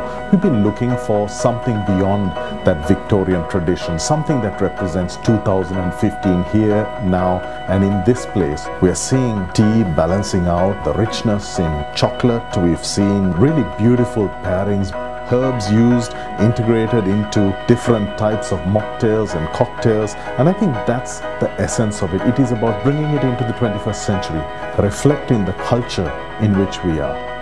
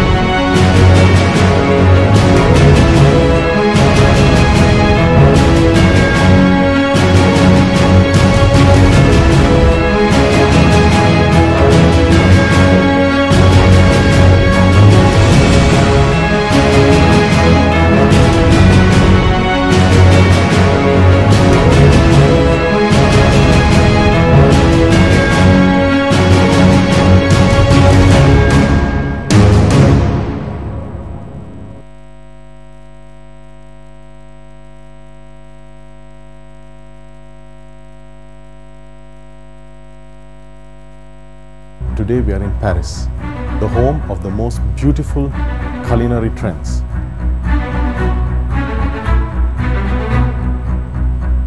Today, it is about what France does better than any country in the world. It's about gastronomy. But today also is about celebrating what nature has done uniquely in tea.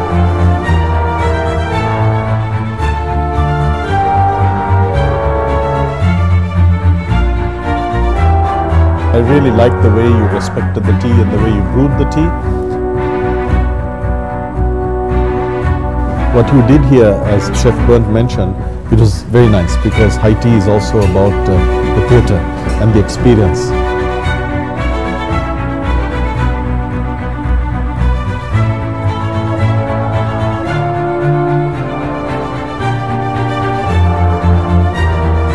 So a good dish, good tea, together it was really fantastic.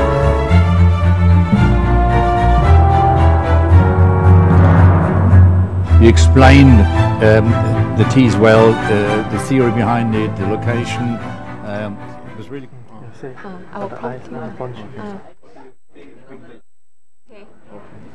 West Singapore. So we have with us here Team Singapore, and that's very special for me because that's where my home country is. So together with us we have Zach, who's the bartender and mixologist, and also Martin, who is the chef. It's you know, they are from Test Bar, and it's actually quite a unique addition to the lineup of teams because we have a lot of hotels and Michelin star restaurants, but this is actually a very boutique style, right? Yes. You know, where they serve gastro style food as well as, you know, very innovative artisanal cocktails. Yes. Yes, artisanal cocktails as well. So Zach, maybe you want to share with us a little bit about the concept of, you know, your presentation just now. Oh, so today we actually understand that we are actually competing with the hotels. Majority of them is from the hotels. So we actually want to do something very innovative. Yes. Yeah. Because Singapore, we are multiracial. Yes. Multiracial. We've got country. Chinese, Malays, Indian, Asian. So we want to do something out with it. Yeah. Yes, and I think it was a story that was very well told through the many cocktails and through the food as well. Yes, right? basically the food and cocktail, we are doing a story of olden Singapore to modern Singapore. Everything on the food you can see is like modern Singaporean food, but with Western influence and Western presentation of the food as well. Yeah. So we also heard the David Bowie song playing in the background, and you made quite a lot of the 80s. Yeah. Yeah. So we know that when you were preparing for the Dilmah Real High Tea Challenge, there were some challenges that actually came up. Yeah. Tell us a bit more about it. The challenges was that a lot of items supposed to be chilled, and then when it happened that we went to look for our ingredients, and then the ingredients was actually frozen. And then a lot of our edible flowers and vegetable was actually like spoiled. Yeah, tomatoes. And, tomatoes and herbs, all this. But eventually we get what we wanted and we improvise, and then we still go on with the competition itself. Yeah. I think you were looking for mascarpone cheese, but in the end you had to look for you had your own mix of like ricotta and cream cheese for the same effect, right? So that's what competitions is about anyway. Just thinking on your feet. Yeah. So we also saw a lot of customized items during the high tea challenge for Team Singapore, and we had like tomato stuffed with chili crab hanging from bonsai plants. Yes. And this was something which I think the judges were looking at. So which one of you want to explain what is this drink, Season in the Sun, is actually we link it to a theme whereby during the 80s when we are still kids, and then Campbell soup is so popular, and then we came out of an idea of a sticker in front of the tin, but eventually we came up with like famous Campbell soup, but we're using Dilmah branding, and then yeah, so we are going back and putting this to a printed t-shirt, and we're gonna wear this. So we're gonna have a Dilmah Campbell style kind of t-shirt. That's a great idea. Yeah. Okay, so what do you think your chances are of winning?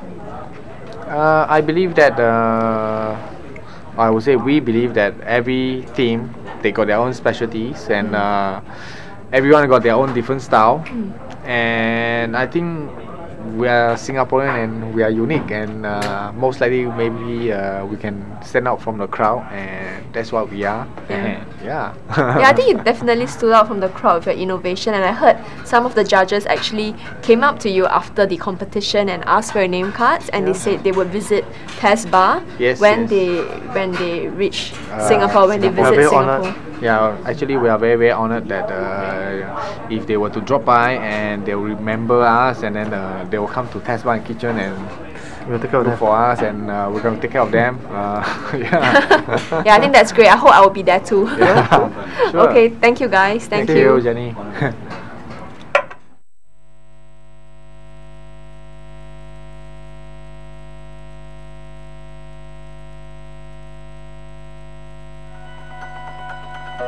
Forget scones and cucumber sandwiches. This is the 21st century. We are seeing sweetness captured with different teas. We are seeing tea used in unique ways, integrated into different regional cuisines. This is exactly what we've been looking for. We've been looking for something beyond that Victorian tradition, something that represents 2015 here, now, and in this place. We are seeing tea balancing out the richness in chocolate. We've seen really beautiful pairings, herbs used, integrated into different types of mocktails and cocktails, and I think that's the essence of it. It is about bringing it into the 21st century, reflecting the culture in which we are.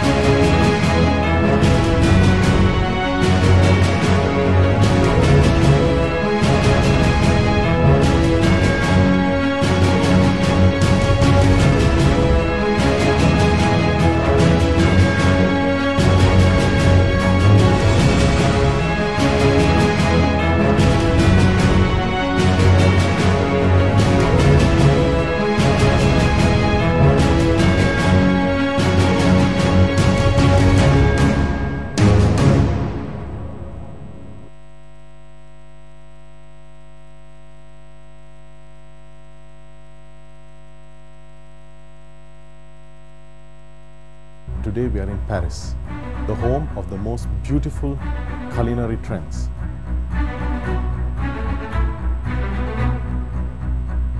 Today it is about what France does better than any country in the world. It's about gastronomy. But today also is about celebrating what nature has done uniquely in tea.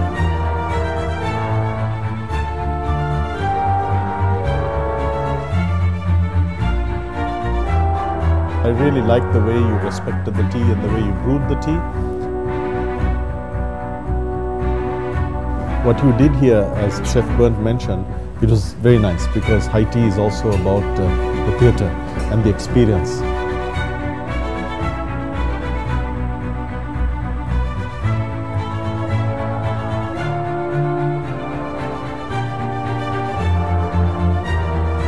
a good dish, good tea. Together it was really fantastic.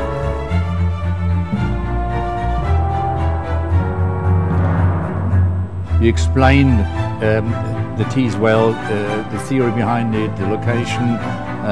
It was really good.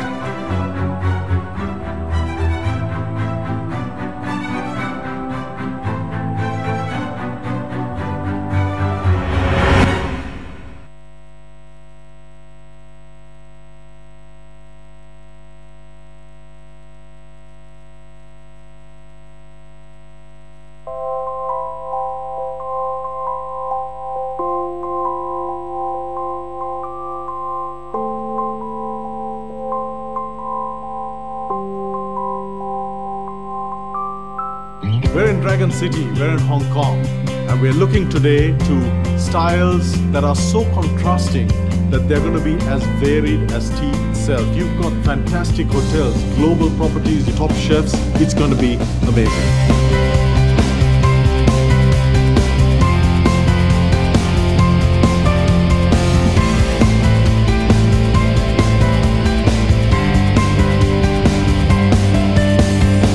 What is the high tea going to shape up like in Hong Kong? Let me show you.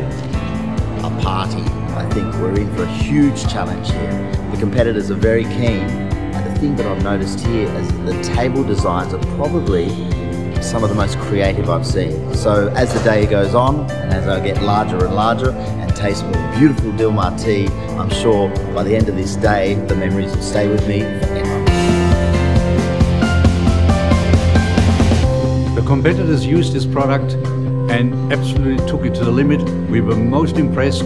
Their creations are absolutely mind-boggling, and they will be a lasting memory for a long time. Absolutely wow.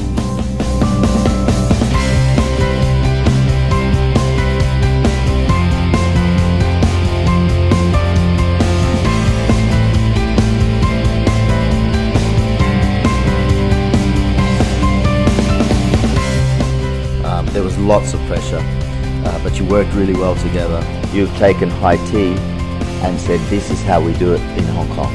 Absolutely stunning. And that's what it's all about. Amazing. Absolutely spectacular pairing. The most luxurious high tea we've ever been to. Contemporary high teas. You did that. Very nice. In the movie, everything can happen. And today, everything can happen.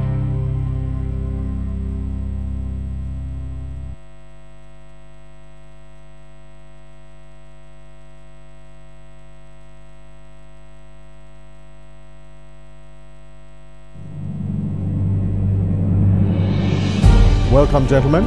You have taken a very courageous step. The first Dilmah Real High Tea Challenge in Indonesia. What has happened to tea is that we have been stuck in the past for centuries. We want a contemporary high tea to reflect the age in which we are living. This is a competition that is starting a new dimension in the hospitality world. Stimulating all senses that we have. That is what food is all about. You can see we've all had a hefty helping. Very nice, lovely texture. Sustainability, that is what Dilmah believes in. All beautifully done.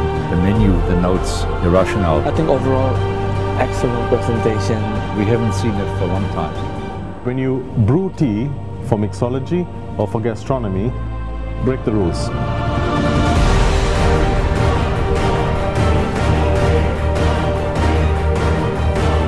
Very original idea, and I quite enjoyed that. Something different.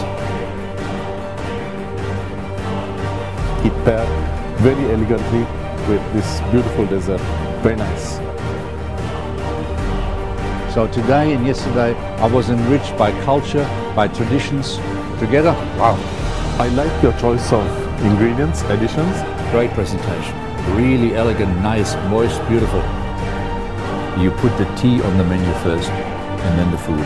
That's good, because the tea is the essence of this exercise.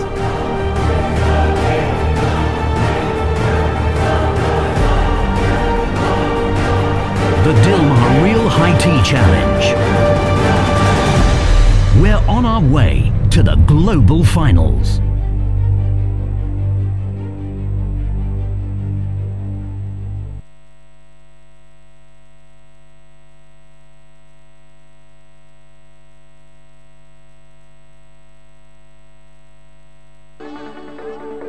We're here at the Dilmah High Tea Challenge. We have teams from Sabah, Penang, Langkawi, and of course Kuala Lumpur. And myself and the fellow judges will be seeing how they pair the tea with the food, how they bring out the flavor and accentuate the tea flavor. And I'm really excited to see what these teams come up with and show us what they do.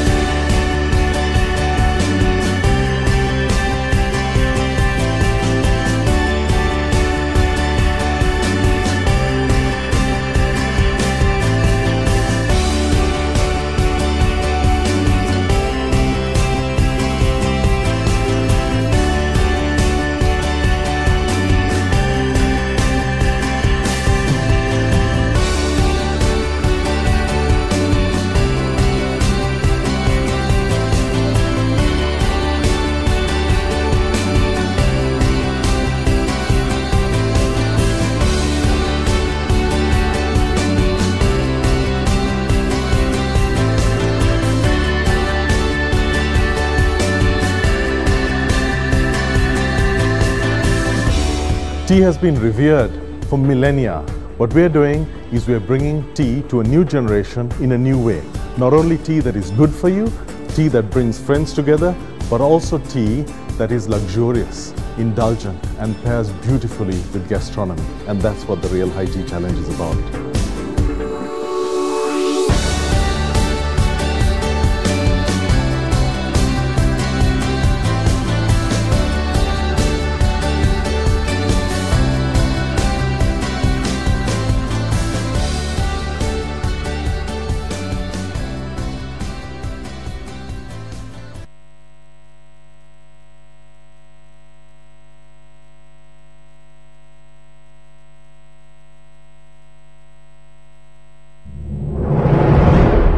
It's special to combine tea and food. I tried like a million times, and in the end I got the flavor, but it took a while. You can do a lot of things with it. Nobody has ever seen it before, and you can be the one who is the person who invents something new with tea.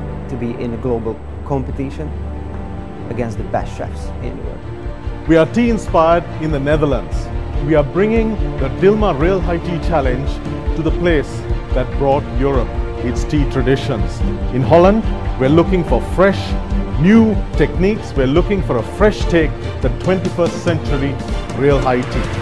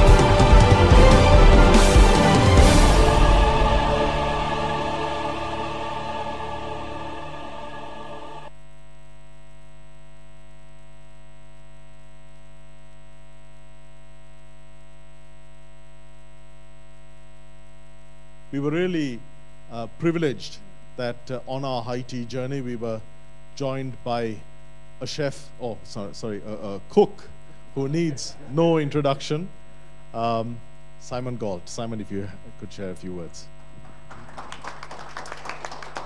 Thank you, and it's been an absolute pleasure and privilege to be involved in judging you guys over the last couple of days, and it was incredible with the marks of how close we were consistently through the whole deal.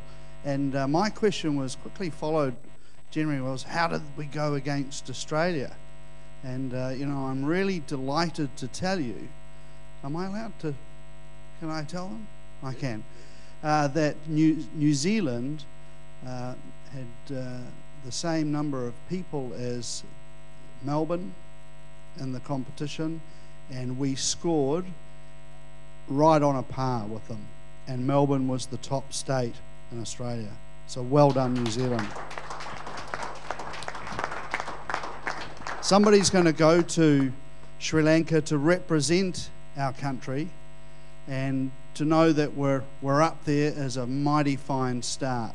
It's a beautiful country and a beautiful people, and the Dilmah family are the most wonderful hosts in the world, and you'll come back changed people after going there. It will change your life. I went there, I had 3 weeks with them, and it did change my life. I believe in Dilmah tea as the best tea in the world. I think we have some wonderful produce in New Zealand. We have people making tea in New Zealand now. But I think the most important thing that we need to do as chefs and front of house people in our country is represent the things that are the best, not just because they're New Zealand. Let's find the best things in the world and let's use them. And you know, I've been involved in bringing things from Europe for a long time to New Zealand, and being, you know, trying to be the first with them, and then all the New Zealand producers copy them, and then suddenly we get these great produce. And hopefully New Zealand will continue to try and copy Dilmah, and maybe we'll get there one day. But I certainly believe right now it's the best tea in the world, and you guys showcased it and made us look really good as a country. Well done.